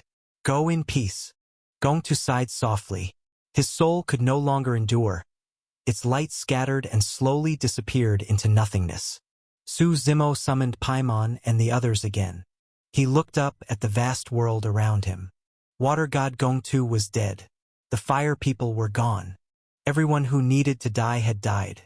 Now, without the sustaining power of the myriad streams, the entire world began to collapse. He extended his right hand, spirit energy forming the shape of a small pigeon. Go back to Ocean Sage City, he murmured. Tell Violet Mist and Shangguan Xian. See you in the Radiant Lands. The pigeon nodded and flitted away through the void toward Ocean Sage City. Su Zimo gazed out over the world as it began to break apart. The skies split open with countless cracks. A particle world was falling into ruin. All things have their beginning and their end. That is the law of existence. Su Zimo did not resist. He allowed the world to perish, his figure merging into its collapsing ruins. The void shattered. Following its fractures, he began to drift endlessly through the nothingness. After such a fierce battle, he was utterly exhausted. He ignored everything else and fell into a deep sleep. Wherever he would drift, he had no control. Warm sunlight fell across his face. Su Zimo slowly opened his eyes. He had slept deeply, but his body finally felt at ease. He stood up and stretched, letting out a long yawn. Only then did he notice he was standing on the deck of a flying airship. All around him, a group of white-robed figures watched warily. "You're awake?" A man nearby approached, speaking kindly. Seeing no hostility, Su Zimo asked blankly, "Where am I?" "You're aboard an airship of the ancient eternal God realm," the man explained. "One day, you fell out of a rift in the void and landed right here. I'm Lu Wuming, the senior disciple of the ancient eternal God realm. And you are Su Zimo. Brother Su, you're human, aren't you?" Lu Wuming asked curiously. "Aren't you all human too?" Su Zimo said with a grin. "In this inferno crucible heaven, we humans must look out for each other," Lu Wuming said, turning to the white-robed group still on guard. "Everyone relax. Brother Su is a friend, not a foe." Su Zimo smiled faintly and looked toward the front of the ship. "Where are you headed?" "The Fire God Race's ancestral lands are about to open," Lu Wuming replied with a smile. "We're going to the Radiant Lands, of course. Would you like to come with us?" "Sure," Su Zimo said with a chuckle. That worked out perfectly. It was exactly where he needed to go. Just then, footsteps approached from within the ship. A white-robed woman appeared, her aura cold as ice. Even her gaze seemed like frost that had endured 10,000 winters. She looked at Su Zimo and said calmly, "Now that you're awake, stay or leave as you wish, but don't cause trouble." Su Zimo frowned slightly at her abrupt tone, but she turned and left without waiting for a response. Lu Wuming gave an embarrassed smile. "Please don't take it personally, Brother Su. That was our realm lord by," Lu Wuming explained. "She looks cold on the outside, but she's warm-hearted once you get to know her. She just doesn't show emotion easily. And actually, when you fell onto our airship, many people wanted to throw you back out. It was Realm Lord Bai who insisted we keep you aboard." Hearing that, Su Zimo shook his head with a small laugh. "All right, fine. As long as your Realm Lord doesn't bother me, I won't bother her." "Where are you from, Brother Su?" Lu Wuming asked, curious. "I'm just a wanderer, traveling wherever the wind takes me," Su Zimo said with a smile. "By the way, since the Fire God Race's ancestral lands are opening, your ancient eternal God realm has been invited as well? Normally, something like that should have been limited to the Fire God Race. Humans, after all, weren't exactly welcomed in their lands. The fact that ancient eternal God realm had been invited meant it wasn't an ordinary power." Lu Wuming smiled. "Not exactly. This time, when the ancestral lands open, it isn't just us. In fact, all major races have received invitations." "What is the Fire God Race planning?" Su Zimo asked, frowning slightly. "We don't know," Lu Wuming said with a laugh. "But rumor has it that outsiders will be allowed to enter the ancestral lands as well. We're just going to try our luck." Su Zimo nodded slightly. After chatting for a while, he gained a better understanding of the ancient eternal God realm. It had once been a very powerful human sect. Its ancestors had produced several saint sovereigns. But after those forebears departed, the sect declined, not just slowly, but nearly to the brink of annihilation. Only when the current realm Lord Bai took over did the ancient eternal God realm begin to show signs of revival. Even so, it was still far from its former glory. That was what Su Zimo gathered about the sect. When their conversation ended, Lu Wuming went off to handle his duties, leaving Su Zimo to himself. He was free to move around as he wished. As night began to fall, the first day of their journey drew to a close. Traveling by airship to the Radiant Lands would take at least 7 days. This expedition's main force included Realm Lord Bai, several elders, and mostly young disciples. They all knew it would be extremely difficult to gain anything from the Fire God Race's ancestral lands, so the trip was also an opportunity for their younger generation to broaden their horizons. Compared to the elders, the younger disciples were friendlier toward Su Zimo. "Dinner's ready, Brother Su," a plump young man called out with a cheerful grin as he walked over. His name was Wang Wei, one of the new disciples traveling with ancient eternal God realm. He was honest and good-natured, and the one most welcoming to Su Zimo. On the other side of the deck, the young disciples sat in a circle around a fire. The air was filled with the aroma of roasting meat, making several of them drool in anticipation. For true cultivators, eating was unnecessary, but the younger ones still needed food. When Su Zimo arrived, one of the boys joked, "Brother Su, did you come aboard our ancient eternal God realm's ship just to freeload on our food? Why don't you join our sect while you're at it? This Buddha is too big, and your temple's too small to contain him," Su Zimo said with a smile. "Humph, braggart." A girl beside them snorted, "Dreaming big with a life as fragile as paper. You'd do better to keep your feet on the ground." The girl's name was Ali. She clearly disliked Su Zimo and often quarreled with him over the smallest things. Su Zimo didn't bother to argue with her. "Junior sister enough?" Wang Wei said softly, trying to keep the peace. He handed Su Zimo a bowl of steaming hot soup and smiled warmly. "Here, have some. Everyone's eating, huh?" Lu Wuming walked over then, smiling. "Senior brother," the group greeted in unison. Lu Wuming's position in the sect was unique. Though known as the senior brother of ancient eternal God realm, his status was on par with the elders. It was said that 1,000 years ago, he already held that title and had long been qualified to become an elder himself. But he'd chosen to remain as the guiding figure for the younger generation, and because of that, everyone in ancient eternal God realm deeply respected him. "Senior brother," Ali spoke up suddenly, her tone sharp, "we're heading to the Radiant Lands for something important. How can we bring along some random stranger?" Her meaning was obvious. She was talking about Su Zimo. "Ali, do you have some kind of grudge against Brother Su?" Lu Wuming asked with a chuckle. It was clear to everyone that the girl had a problem with him. Ali didn't answer. She just huffed, turned around, and walked away. "She's still young. Don't mind her," Lu Wuming said with a helpless smile. "Where's her family from?" Su Zimo asked with a faint grin. "She's from Stone Flame City. She's been with us for about 3 years now," Lu Wuming replied. Su Zimo paused for a moment. Now he understood why the girl seemed to hate him so much. His past and Stone Flame City's fate were deeply connected. The previous city lord of Stone Flame City, Blade Tyrant, had died by Su Zimo's hand. When Su Zimo left, he had also destroyed the city's million-mile wall, leaving Stone Flame City in ruins. He hadn't paid attention to it since, but it seemed the city had been rebuilt later, and news of what happened had spread. After dinner, Su Zimo noticed Ali standing alone at the edge of the ship's deck, gazing out at the vast heavens. They were flying so high it felt as if the stars were within reach, though of course that was only an illusion. The stars were still far beyond their world.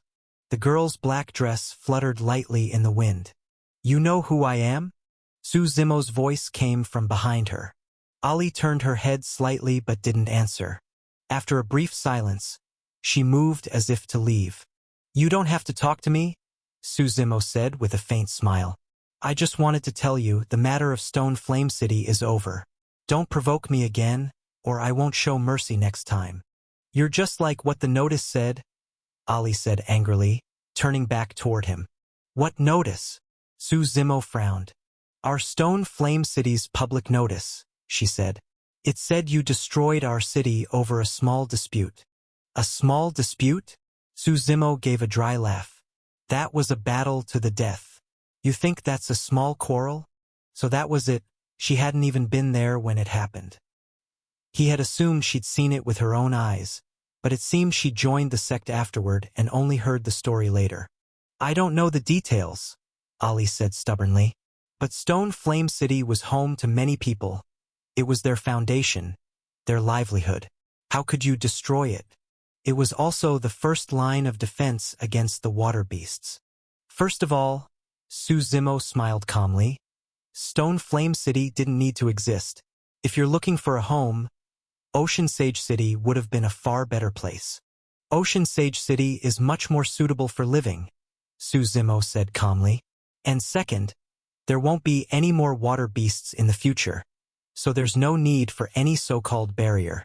You don't understand anything. We're people of the Chaos Fire region, Ali retorted angrily. Ocean Sage City is in the Departure Fire region. How could we move to another region?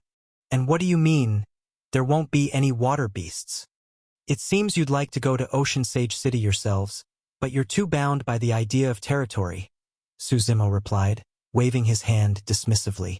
Doesn't matter. You won't have much choice soon anyway. As for the water beasts, you'll understand eventually. Always so secretive, Ali muttered. Then tell me, why are you even here with our ancient eternal god realm? You must have some kind of purpose. She had always been wary of him. After all, the destruction of Stone Flame City hadn't been long ago. She didn't want anything similar to happen to ancient eternal god realm. I told you already, I accidentally fell into your airship, Suzimo said lightly. Believe it or not, that's the truth. He turned to leave, but paused to add, I'll say this one last time. Don't provoke me. If I end up killing you, that'll just make me an enemy of your ancient eternal god realm. Then I'd have to slaughter all of you, and honestly, that would be troublesome and pointless. Suzimo hated unnecessary trouble, especially the kind that brought no benefit. Even if he wiped out the entire ancient eternal god realm, what would he gain? No hatred, no reward, just hassle. Ali stared after his departing figure for a long while. Her lips pursed in silent frustration. That night, Suzimo sat in meditation inside the ship's cabin. Outside, the weather had grown strangely dim. In the Inferno Crucible heaven, the sky was usually bright with 9 suns burning overhead. For such overcast skies to appear was practically a miracle. Even the people of ancient eternal god realm were stunned by this rare phenomenon. Suzimo, however, frowned slightly. He didn't fully understand, but he had his suspicions. Could this weather be a result of him killing the Red Man? Perhaps, for the fire god race, such gloomy skies would no longer be a rarity, but a frequent sight from now on. He spent the entire night cultivating. After entering the Chaos Primordial Realm, his progress had slowed considerably. Still, whenever he had the chance, he condensed more life leaves. After all, who would refuse to have extra lives? Ancient Eternal God Realm. Long time no see. A loud voice suddenly echoed from the distance. Suzimo turned his head to see another enormous airship flying through the clouds toward them.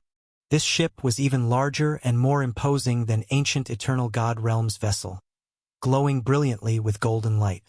Its shape resembled a coiled python, head and tail locked together. At the head of the serpent stood several figures in gleaming golden robes.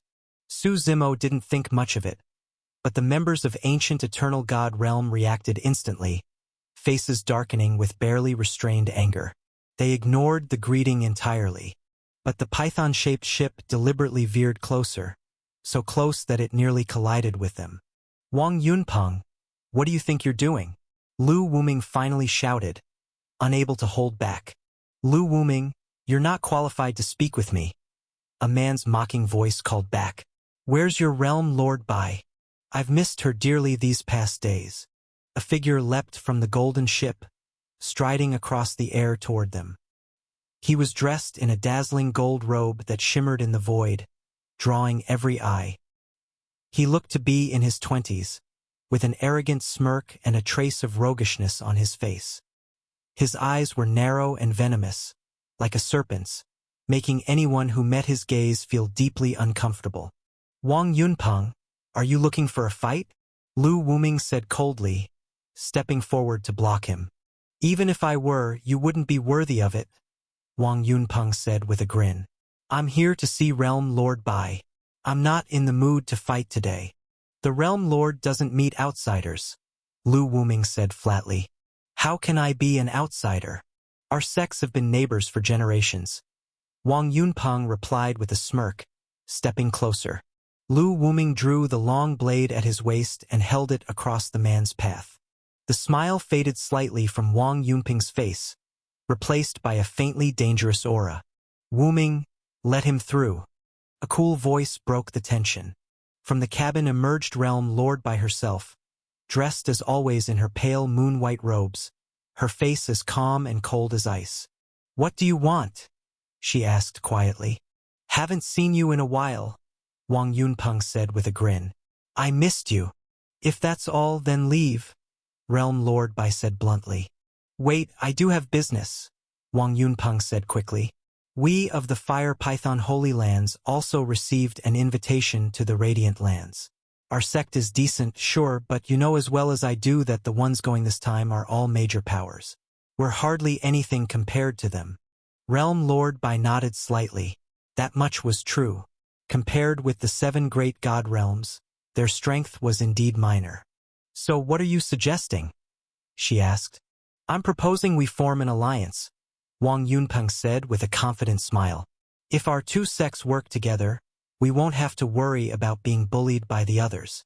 Joining with your Fire Python Holy Lands is like making a deal with a tiger," Lu Wuming sneered. "What's that supposed to mean?" Wang Yunpeng snapped. "I'm only doing this for both our sakes. Plenty of sects want to ally with us, but I came here out of respect for Realm Lord Bai.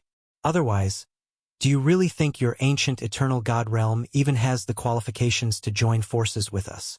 Realm Lord Bai didn't get angry. She simply nodded slightly. "I'll think it over and discuss it with the elders. Once we reach the Radiant Lands, I'll give you an answer."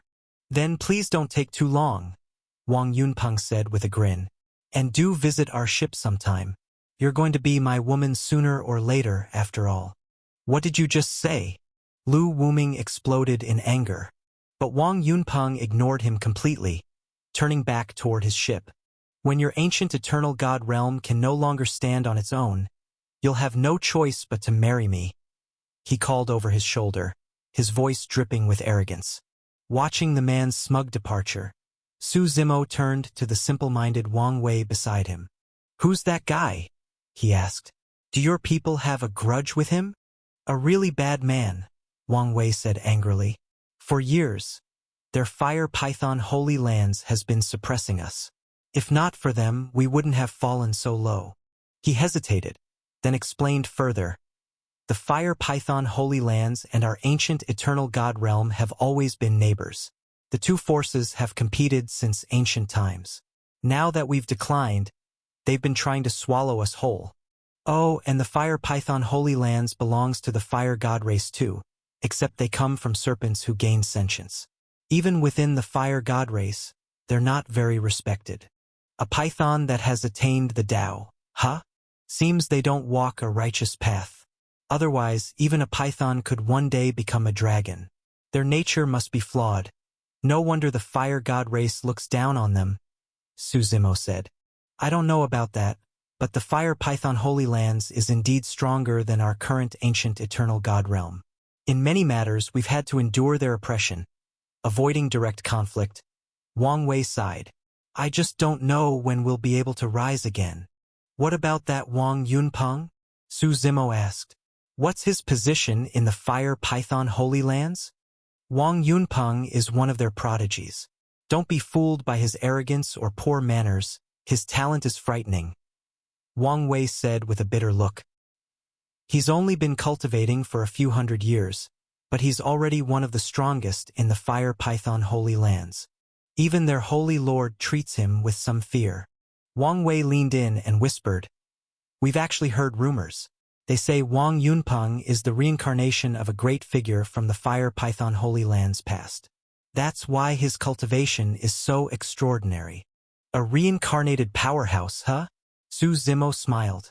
"That's interesting. If I ever become strong enough, I'll kill him," Wang Wei muttered through gritted teeth. "That guy has always been eyeing our realm lord, not just because of her beauty, but because her ice snow physique is said to be incredibly beneficial for his cultivation." "Kid, you'd better just focus on your training," Su Zimo chuckled. "Young Master Su, to be honest, I don't think you're an ordinary person," Wang Wei suddenly said. "Oh? What makes you say that?" Su Zimo asked with amusement. "I told you about the Fire Python Holy Lands, and you didn't seem surprised at all. You just listened calmly. That means a sect like theirs doesn't even register in your eyes." right? Wang Wei asked carefully. Heh, for a kid you've got a pretty sharp eye. Su Zimo laughed. You're right. I'll admit it. I'm actually the final infernal lord of this world. I once waged war against high heaven and almost destroyed the world. Wang Wei almost burst out laughing. Young Master Su, I didn't know you had such a sense of humor. If you told me you were some reclusive expert, maybe I'd believe it. But this? Come on. See? No one ever believes me when I tell the truth. Su Zimo sighed. Anyway, about your realm lord, don't think she hasn't rejected Wang Yunpeng outright just because she didn't say so. That's only a delaying tactic. Your ancient eternal god realm and the Fire Python Holy Lands are mortal enemies. There's no way you'd ever form an alliance. Wang Wei nodded seriously. Exactly. That's why, if you happen to know any powerful people or factions, maybe you could introduce them to us. Su Zimo looked at him silently for a while before saying, That doesn't sound like something you'd say. Someone put you up to it, didn't they? No. Wang Wei scratched his head quickly. I just figured it out myself, young Master Su. Don't overthink it. I do know a force that could help, Su Zimo said after a pause. Really? Wang Wei's eyes lit up. Really? But this isn't something you can decide. Tell whoever's behind you to come talk to me instead. Su Zimo waved him off. Wang Wei smiled awkwardly and didn't argue. Over the next few days, the airship was unusually quiet, aside from Wang Yunpeng occasionally showing up to cause trouble. The Fire Python Holy Lands airship followed closely behind them, almost as if keeping watch. As for Su Zimo, he had little to do besides condensing more life leaves. One evening, as he stood outside the cabin watching the night sky as usual, the figure of the realm lord silently appeared beside him. I knew that little fatty was acting on your orders, Su Zimo said with a grin. The realm lord smiled faintly. Her skin was as pale as snow, and her white robes shimmered under the moonlight like frost. She stood there quietly, serene and ethereal, like a being apart from the world. Wang Wei is clever, she said. Some of what he said was my idea. Some he came up with himself. Actually, the first time you were found unconscious in the cabin, I knew you weren't ordinary.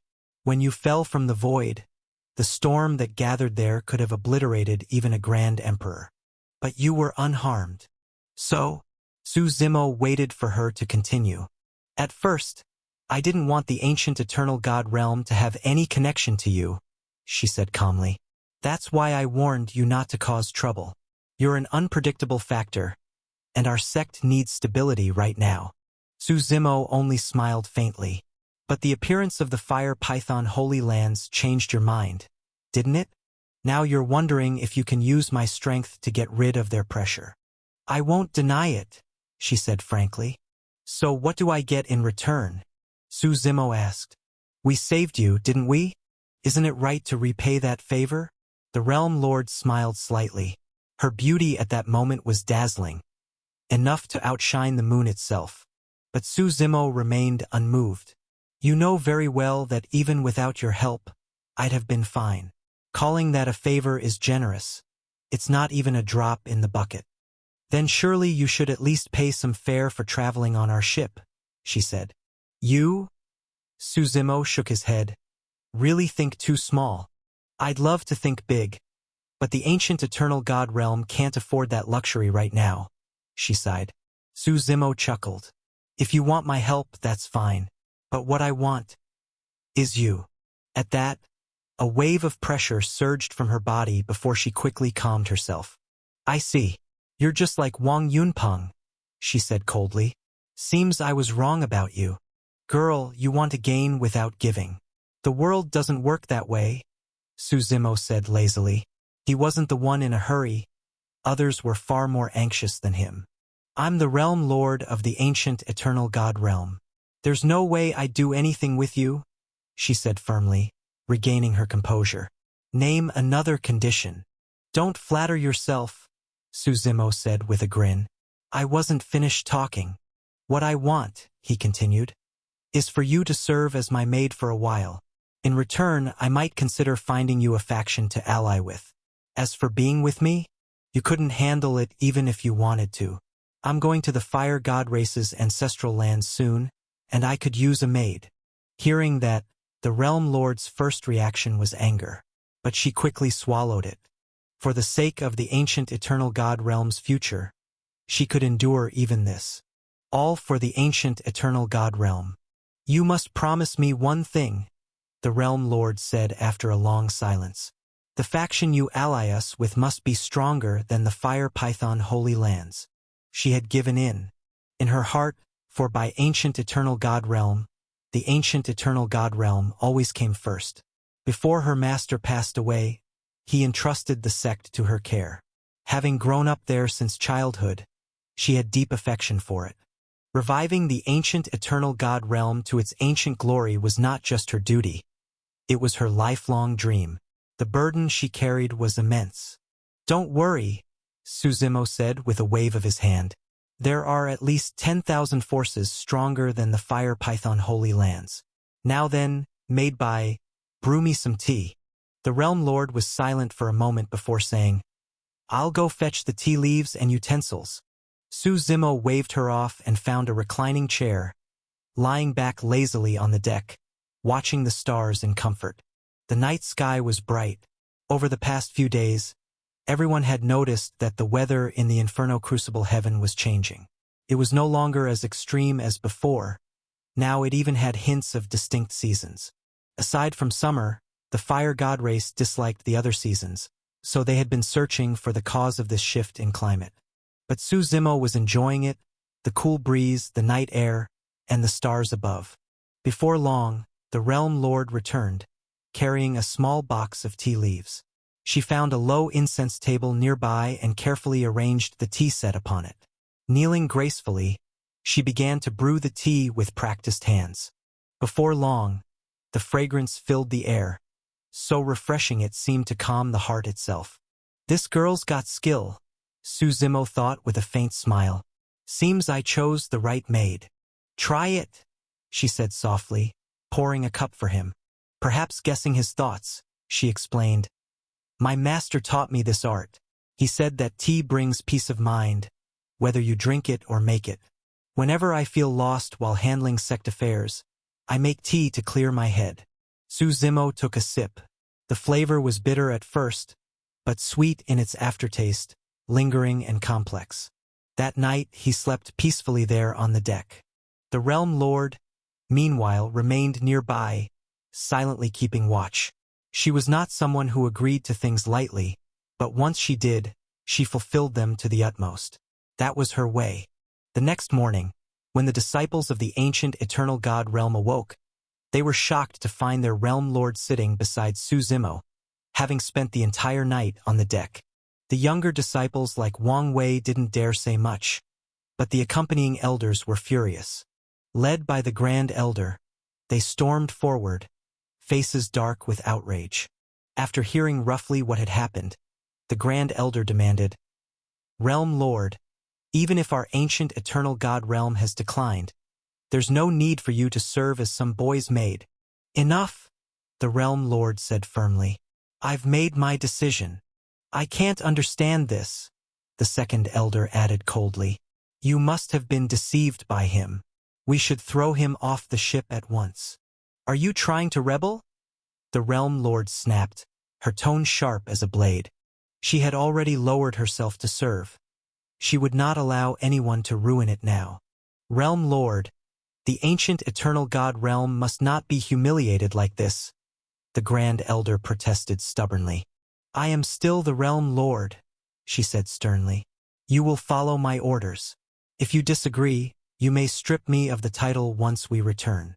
Seeing her truly angered, the elders dared not press further. In truth, everyone respected her deeply. Under her leadership, the sect had begun to rise again. Realm Lord, why go so far? The Grand Elder sighed helplessly. I have my reasons, she replied. Right now, we must find a way to overcome our enemies.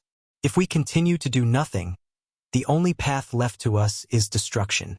As they spoke, a mocking laugh suddenly echoed from nearby. Well now, what's all this arguing about? Maybe I can help settle it? Came a voice. Everyone immediately fell silent. The Grand Elder turned and said coldly, "We're discussing sect matters, outsider. It's not your place to be here." "What's inappropriate about it?" Wang Yunpeng strolled over with a smirk. "We're neighbors, aren't we? If you need help, just say the word." Dressed in his gleaming golden robes, he walked as though this were his domain, calm, arrogant, completely uninvited. "Young Master Wang, what brings you here?" the Realm Lord asked evenly. "I came to ask about what we discussed before the alliance," Wang Yunpeng said. "Today, both the Fire Lion Holy Lands and the Flame Tiger race came to me asking to form alliances too. I've been holding them off, waiting for your answer. If your Fire Python Holy Lands is so popular, then we won't compete," the Realm Lord replied coolly. "The ancient Eternal God Realm is just a small sect now. Let's drop the matter of the alliance." "Realm Lord Bai, that's rather ungrateful of you," Wang Yunpeng said, narrowing his eyes. "Watch your tone, Yunpeng," Lu Wuming growled beside her, his curved blade humming faintly in his hand. "I'm giving you a choice, that's all," Wang Yunpeng said. "If something unfortunate happens down the road, don't say I didn't warn you. The road of cultivation is long, death is common, and sects are destroyed every day. We don't need you to remind us of that," the Realm Lord said icily.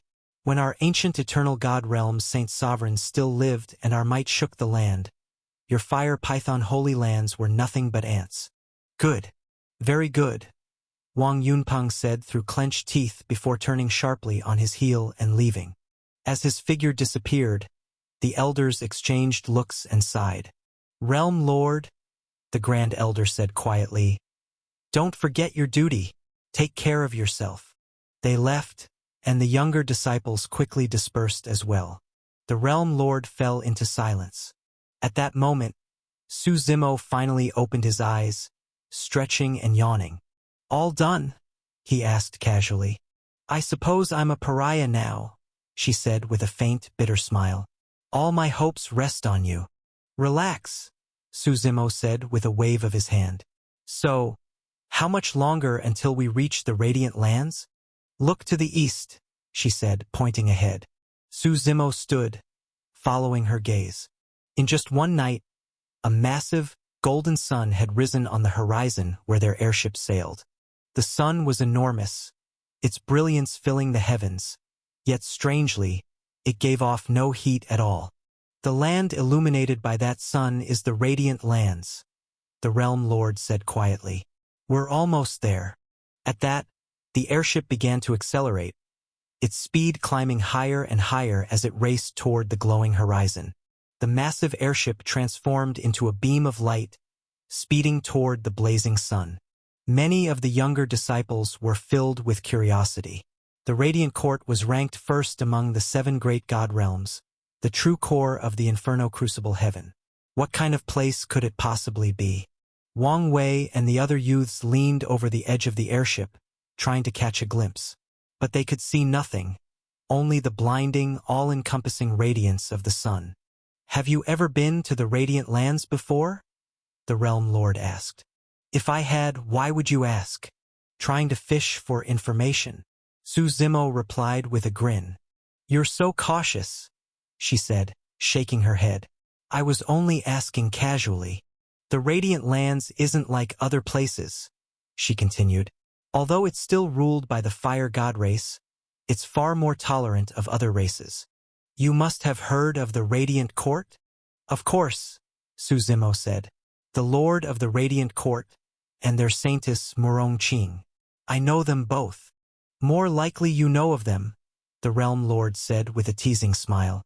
In her eyes, Su Zimo was perhaps the descendant of some great power, but the Radiant Court was on an entirely different level, so lofty that she never even dared to imagine being associated with it.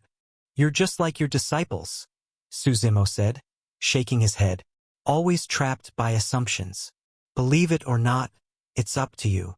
Back when he destroyed the Fire God race that guarded the 5 Elements God Lotus, he had fought side by side with Murong Qing herself.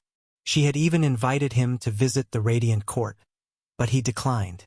At the time, he was seeking the legacy of the ancient gods, and he didn't wish to go there, or meet primordial flame too soon. But now the time was almost right. Well, if you really know them, then don't forget to introduce me, the Realm Lord said, half joking. Sure, Suzimo replied calmly. Let's talk business, she said. Which faction are you arranging for us to ally with? What do you think of the Chaos Fire God realm? Suzimo asked. You're joking, she said, stunned. You'd have us ally with one of the 7 great god realms themselves? Although the Chaos Fire God realm wasn't as exalted as the Radiant Lands, it was still one of the 7 great god realms. Why would such a power ever take notice of a fallen power like theirs? What is your position within the Chaos Fire God realm? She asked cautiously. This time, I'm representing the Chaos Fire God realm in the Ancestral Lands, Suzimo said casually. So I have a bit of influence. Having the Chaos Fire God realm look after your ancient eternal God realm won't be a problem. You're not lying to me, are you? She asked, unable to believe it. Representing one of the 7 great god realms in the Ancestral Lands? That was no small matter. Each of the 7 great god realms had countless young prodigies, yet only the top 3 earned the right to compete in the Ancestral Lands. Every one of those 3 was a true monster of talent, a peerless genius. But looking at Suzimo now, she couldn't see a trace of that overwhelming presence. Do you think I have a reason to lie to you? Suzimo said with a faint smile, giving her a once-over. Would it be for money or beauty? Fine, she huffed. We'll know soon enough once we reach the Radiant Lands. The colossal airship was soon swallowed by the blazing sun. Everyone's vision exploded with golden light, blinding them completely. For a time, they could see nothing at all. Only Suzimo stood steadily on the deck, staring intently into the radiance.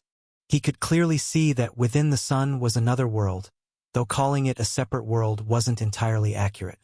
It was connected to the Inferno Crucible heaven, merging seamlessly with it, yet it also existed independently. It was a special kind of realm, both part of and apart from the world outside. When the airship finally emerged, it appeared over an immense plain. The Radiant Lands had no houses, no cities, hardly any buildings at all. Its inhabitants lived nomadic lives, dwelling in tents or simply sleeping under the open sky. Other than the Radiant Court itself, there were virtually no permanent structures anywhere in the domain. When the ancient Eternal God Realm's ship descended onto the plain, they happened upon a nomadic tribe preparing to pack up their camp. As the disciples of the ancient Eternal God Realm disembarked, the Realm Lord waved her hand, and the enormous ship instantly shrank hundreds of times, down to the size of a fist, before she tucked it away. It could expand and contract freely, a very convenient artifact indeed. The tribe numbered only a few dozen people, all dressed in animal pelts stripped from spirit beasts, each hide of a different color and pattern. The leader of the tribe was an old man. Seeing outsiders, he remained calm and came forward to greet them. Elder, could we ask for directions? Lu Wuming said respectfully. You're heading for the Ancestral Lands, aren't you? The old man chuckled. Don't be surprised. People have been coming from every corner of the Inferno Crucible heaven lately, all because of the Ancestral Lands. Then, could you tell us how to reach the Radiant Court? Lu Wuming asked. They had received invitations to gather there, but no one actually knew the location of the Radiant Court. It was a mystery even to those who lived in the God Realms. To tell the truth, we didn't know where it was either, the old man said with a laugh. But since the matter of the Ancestral Lands arose, the Radiant Court no longer hides itself. Just follow the direction of the sun, you'll reach it eventually. After parting ways with the tribe, the group continued in the direction the elder had pointed, following the eternal sunlight. Sometimes they walked, sometimes they flew through the air. At first, the land seemed utterly empty, vast and desolate. The entire Radiant Lands gave off a barren, lifeless feeling. But as they traveled farther, they began to encounter others. A group of cultivators flew overhead, riding on swords. They all wore flowing white robes, intricately designed, elegant, and refined. Each had a long sword hanging at their waist, gleaming faintly in the light. They're from Sword Domain, the Realm Lord said instantly. Sword Domain was located in the Vermilion Flame God Realm, another of the 7 great God Realms. Encounters between regions were rare. Most people never even left their own territory. For many, Sword Domain was only a name they had heard in passing. The Sword Domain group had barely passed overhead when a thunderous roar suddenly shook the heavens. The sound was so deafening it made their eardrums ache and even shattered the surrounding air. When they looked up, they saw an enormous beast emerging from the void. A colossal white tiger with slanted eyes, thousands of meters long. Its presence was awe-inspiring, its aura stretching for tens of thousands of miles. Upon closer inspection, they saw people riding on its back, a tribe of humanoid beings with tiger heads and human bodies, dressed in long yellow robes. "It's the Hell Tiger race," Lu Wuming said gravely. Among all the fire god races, the Hell Tiger race ranked near the top, a power both fierce and formidable. The Hell Tiger race came from the Hellfire region. It was said that they were the true rulers behind that region, even though on the surface it was governed by the Hellfire God Realm. The white tiger roared, and everyone along the way instinctively moved aside. No one dared to block its path. The Hell Tiger race moved with overwhelming arrogance and might, drawing countless eyes as they passed. Only when the tiger vanished into the distance did the onlookers withdraw their gazes and quietly fall in behind them. "So arrogant," someone muttered in jealousy. "When do you think we'll ever be that domineering?" Wang Wei asked, his tone full of envy. "Stop dreaming. When a tree grows too tall, it just attracts the wind," the realm lord scolded sharply. Wang Wei shrank his neck and dared not speak again. By now, when they looked up, the outline of the Radiant Court was already visible. It stood like a fortress suspended in the void, its peak glowing like the sun itself, merging seamlessly with the heavens. The searing heat that radiated from it, millions of degrees at least, made it clear that the hall itself was an extraordinary divine artifact. After all, any structure worthy of housing the Radiant Court would naturally be no ordinary place. At that moment, countless forces from all directions were converging upon the Radiant Court, all gathering toward the same goal. Among them were powers no one had seen before, some known only by name. Of the 7 great god realms, all had come except for the already destroyed departure Fire God Realm. In the past, the Fire God race's ancestral lands had always been under the exclusive control of the Radiant Court. No one else could even dream of entering. No one knew what lay within the ancestral lands, no one had ever seen it. Even the people of the Radiant Court themselves might not truly know, for only a handful had ever been allowed entry, and those who did never spoke of what they found. Now that the ancestral lands were open to all, the temptation was immense. Even those who knew the opportunity had nothing to do with them, like the people of the ancient eternal God realm, couldn't resist coming to witness it for themselves. After traveling some distance, they finally arrived at the gathering place of the Radiant Court. It was a mountain range with a vast valley at its center. The valley was deep and open, with dozens of entrances. The ancient Eternal God Realm group entered from the southeastern gate, which happened to be under the control of the Hell Tiger race. The enormous white tiger lay crouched to one side, while the tiger-headed, human-bodied warriors stood guard in 2 rows. As Su Zimo and his group entered, several of the tiger guards swept their sharp gazes over them, as if inspecting for something. "Where's the Chaos Fire God Realm?" Su Zimo asked. "I don't know," the realm lord admitted helplessly. "There are too many factions here this time. Without the Radiant Court coordinating, it's complete chaos. Everyone's just wandering around." "Then we'll wait," Su Zimo said. He led his group to a quiet corner to rest. The great elder of the ancient eternal god realm and several others went off to mingle with other sects. For an obscure sect like theirs, an occasion like this, where so many powerful forces were gathered, was a rare chance to make connections or perhaps form an alliance. Su Zimo, however, had no interest in such things. He reclined to rest while the realm lord calmly set out her tea set and began brewing tea once again, moving with practiced grace, like a true maid. Meanwhile, the great elder's attempts to socialize proved fruitless. At first, a few people greeted him warmly, but as soon as they heard the name Ancient Eternal God Realm, Their enthusiasm vanished. An unknown, insignificant sect held no value in their eyes. After being snubbed repeatedly, the elder and his companions returned, dejected and silent. "Well, if it isn't the ancient eternal god realm," came a mocking voice nearby. "Why are you sitting here all alone instead of seeking an alliance?" Wang Yunpeng approached with a smirk, leading a group of people through the southeastern gate. They weren't just from the Fire Python Holy Lands. He had managed to ally with 5 or 6 other forces as well. Clearly, the Fire Python Holy Lands still held impressive influence to rally so many in such a short time. "Wang Yunpeng, if you've got something to say, just spit it out," Lu Wuming snapped. "If you refuse to cooperate with our Fire Python Holy Lands, then none of the other factions will ally with you either. Do you understand the words a dead end?" Wang Yunpeng said smugly. "Are you done?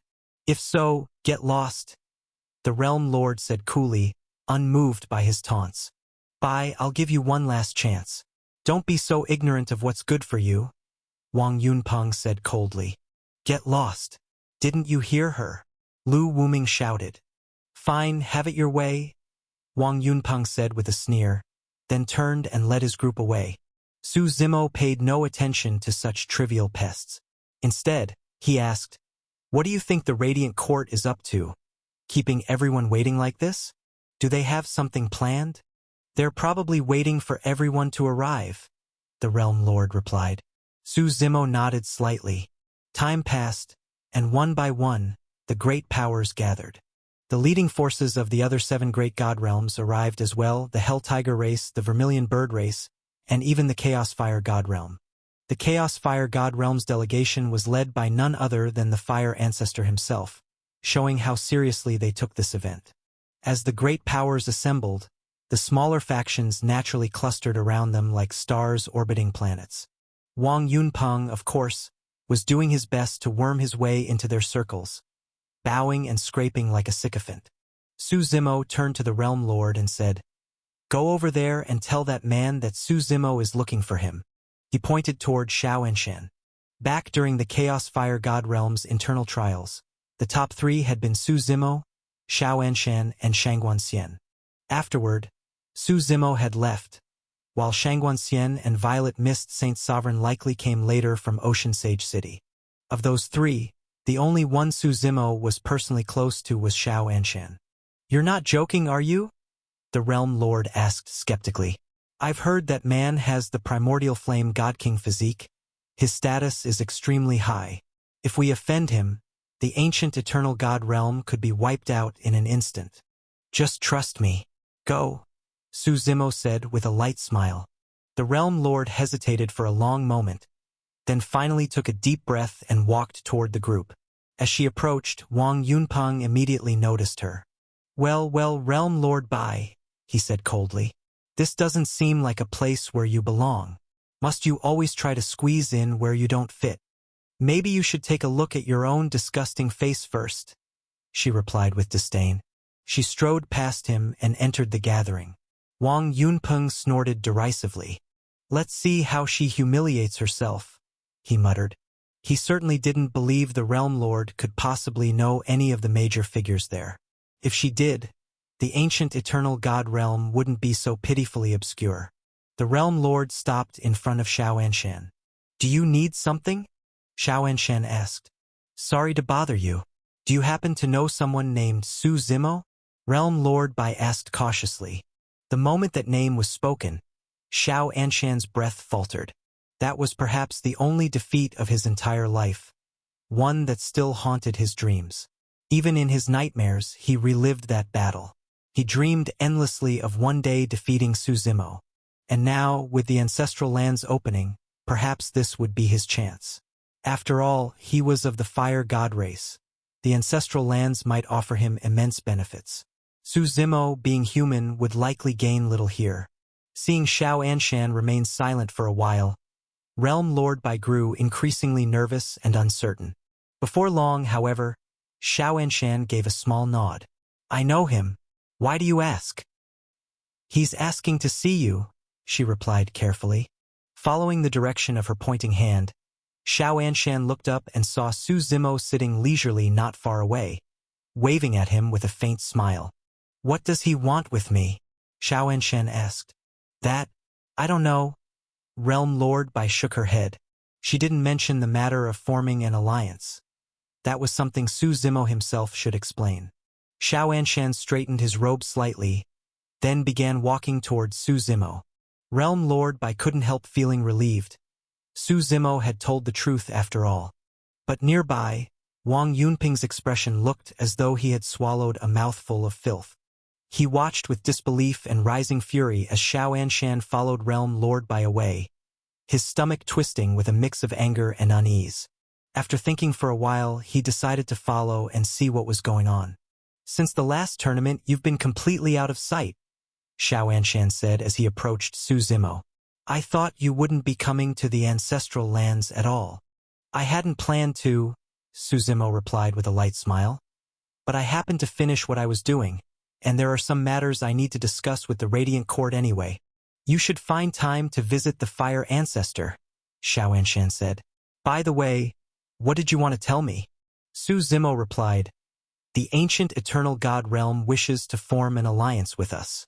It can be placed under the banner of the Chaos Fire God Realm." "The ancient eternal god realm isn't part of our region," Xiao Anshan frowned slightly. "We belong to the Divine Crow God Realm's region," Realm Lord Bai quickly added. "Then you should be speaking with the Divine Crow God Realm, not us," Xiao Anshan said flatly. Realm Lord Bai smiled awkwardly and didn't answer. If she could have approached the Divine Crow God Realm, she wouldn't have gone through all this trouble. With the ancient eternal god realm's current status, not even small sects would bother with them, let alone such a colossal power. "This is a small matter. I'll handle it," Su Zimo said, waving his hand dismissively. "I don't have the authority to decide that," Xiao Anshan replied. "Then tell the Fire Ancestor it's my request," Su Zimo said calmly. "He'll agree. This much face he'll still give me." After all, within the Radiant Lands, aside from the destroyed Departure Fire region, the remaining 6 regions were all competing and scheming for advantage, each hoping to claim the greatest share of benefits. Over the past days, Su Zimo had come to understand the structure of the current Inferno Crucible Heaven. The 6 surviving regions were the Radiant Court in the Radiant Lands, the Chaos Fire God Realm, the Divine Crow God Realm, the Hellfire God Realm, the Vermilion Flame God Realm, and the Undying Fire God Realm. Together, they divided the entire Inferno Crucible Heaven between them.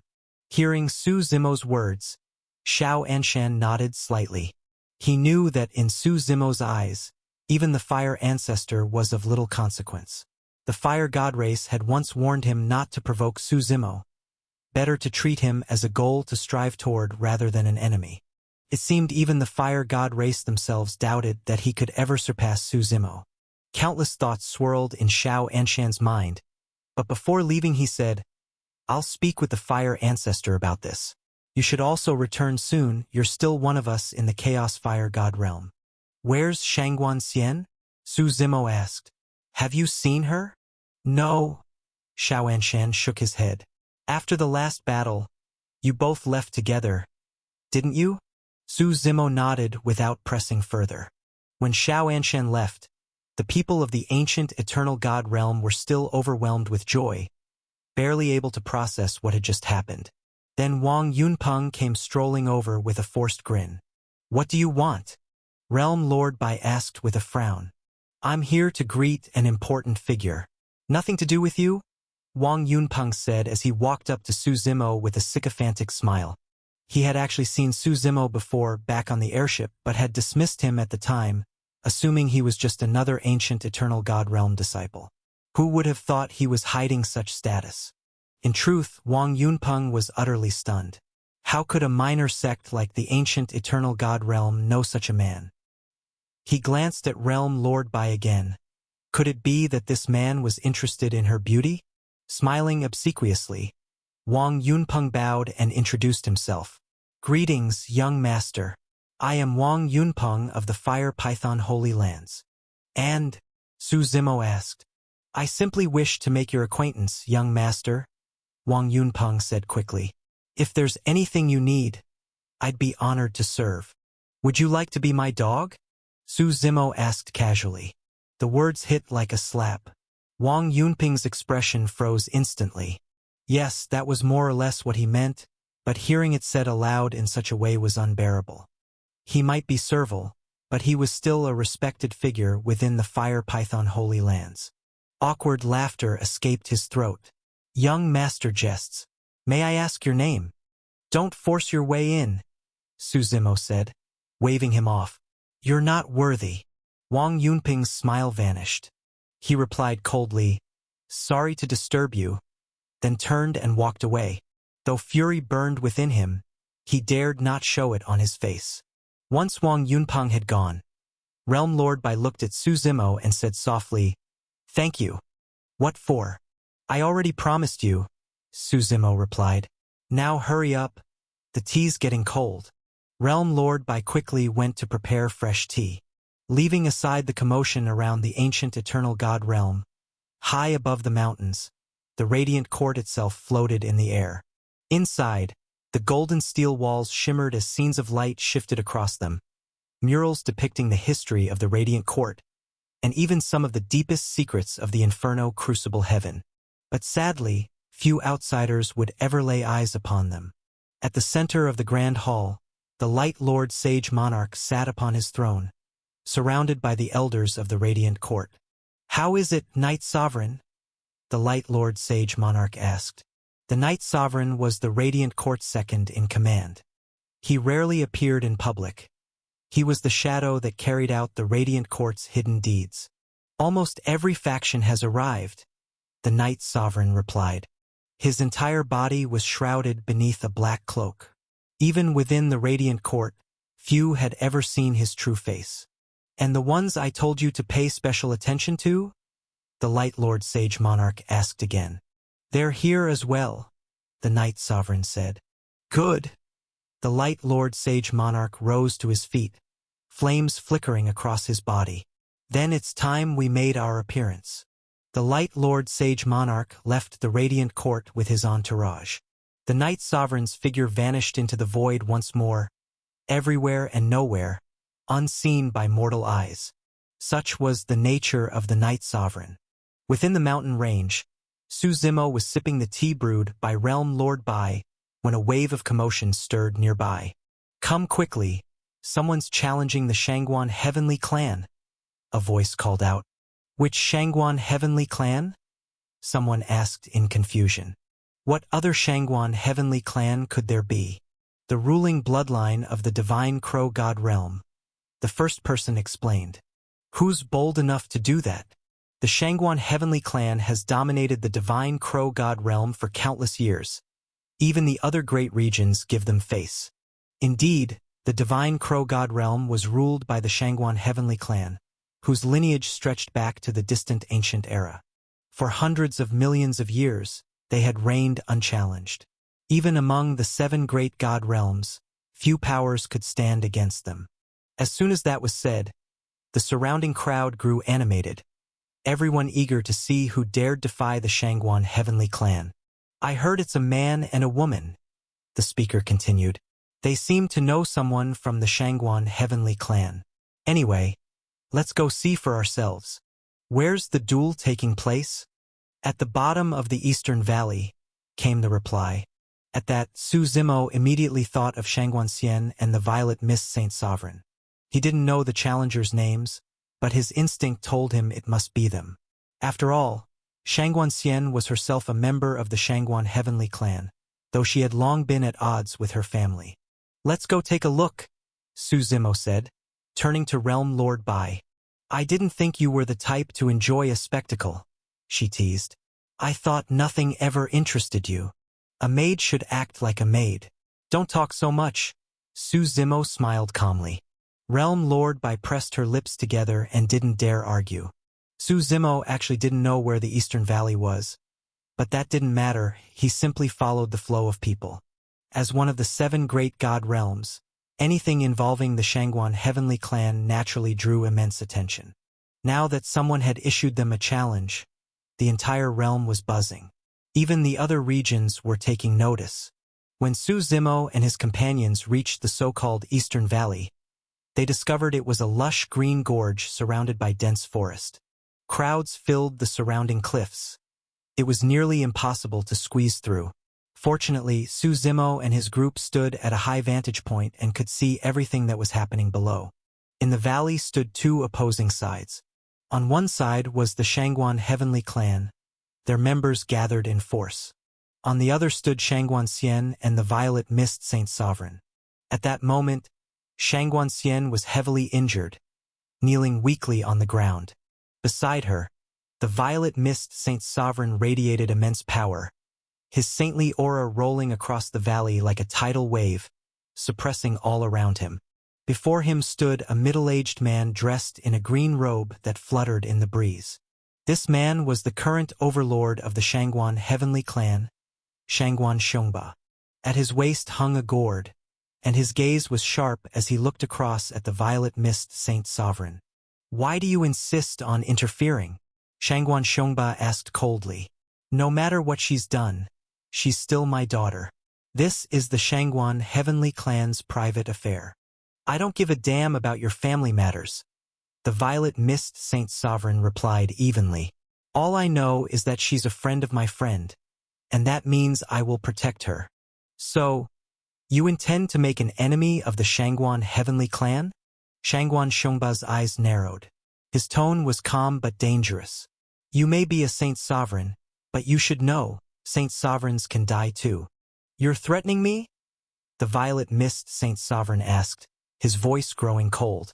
To threaten a Saint Sovereign was an insult of the highest order. In this world, aside from infinite Tao beings or supreme sage monarchs, few dared challenge one so powerful. But everyone watching knew the Shangguan Heavenly Clan had the strength to make such threats. A surge of power erupted from Shangguan Xiongba's body as several gray-robed figures stepped out from behind him. They wore the same clan insignia and exuded an aura that interlinked between them, forming a force almost equal to that of a Saint Sovereign. "They can rival a Saint Sovereign?" someone in the crowd gasped. "They're not Saint Sovereigns," another observer explained. "They're Grand Emperors at their peak.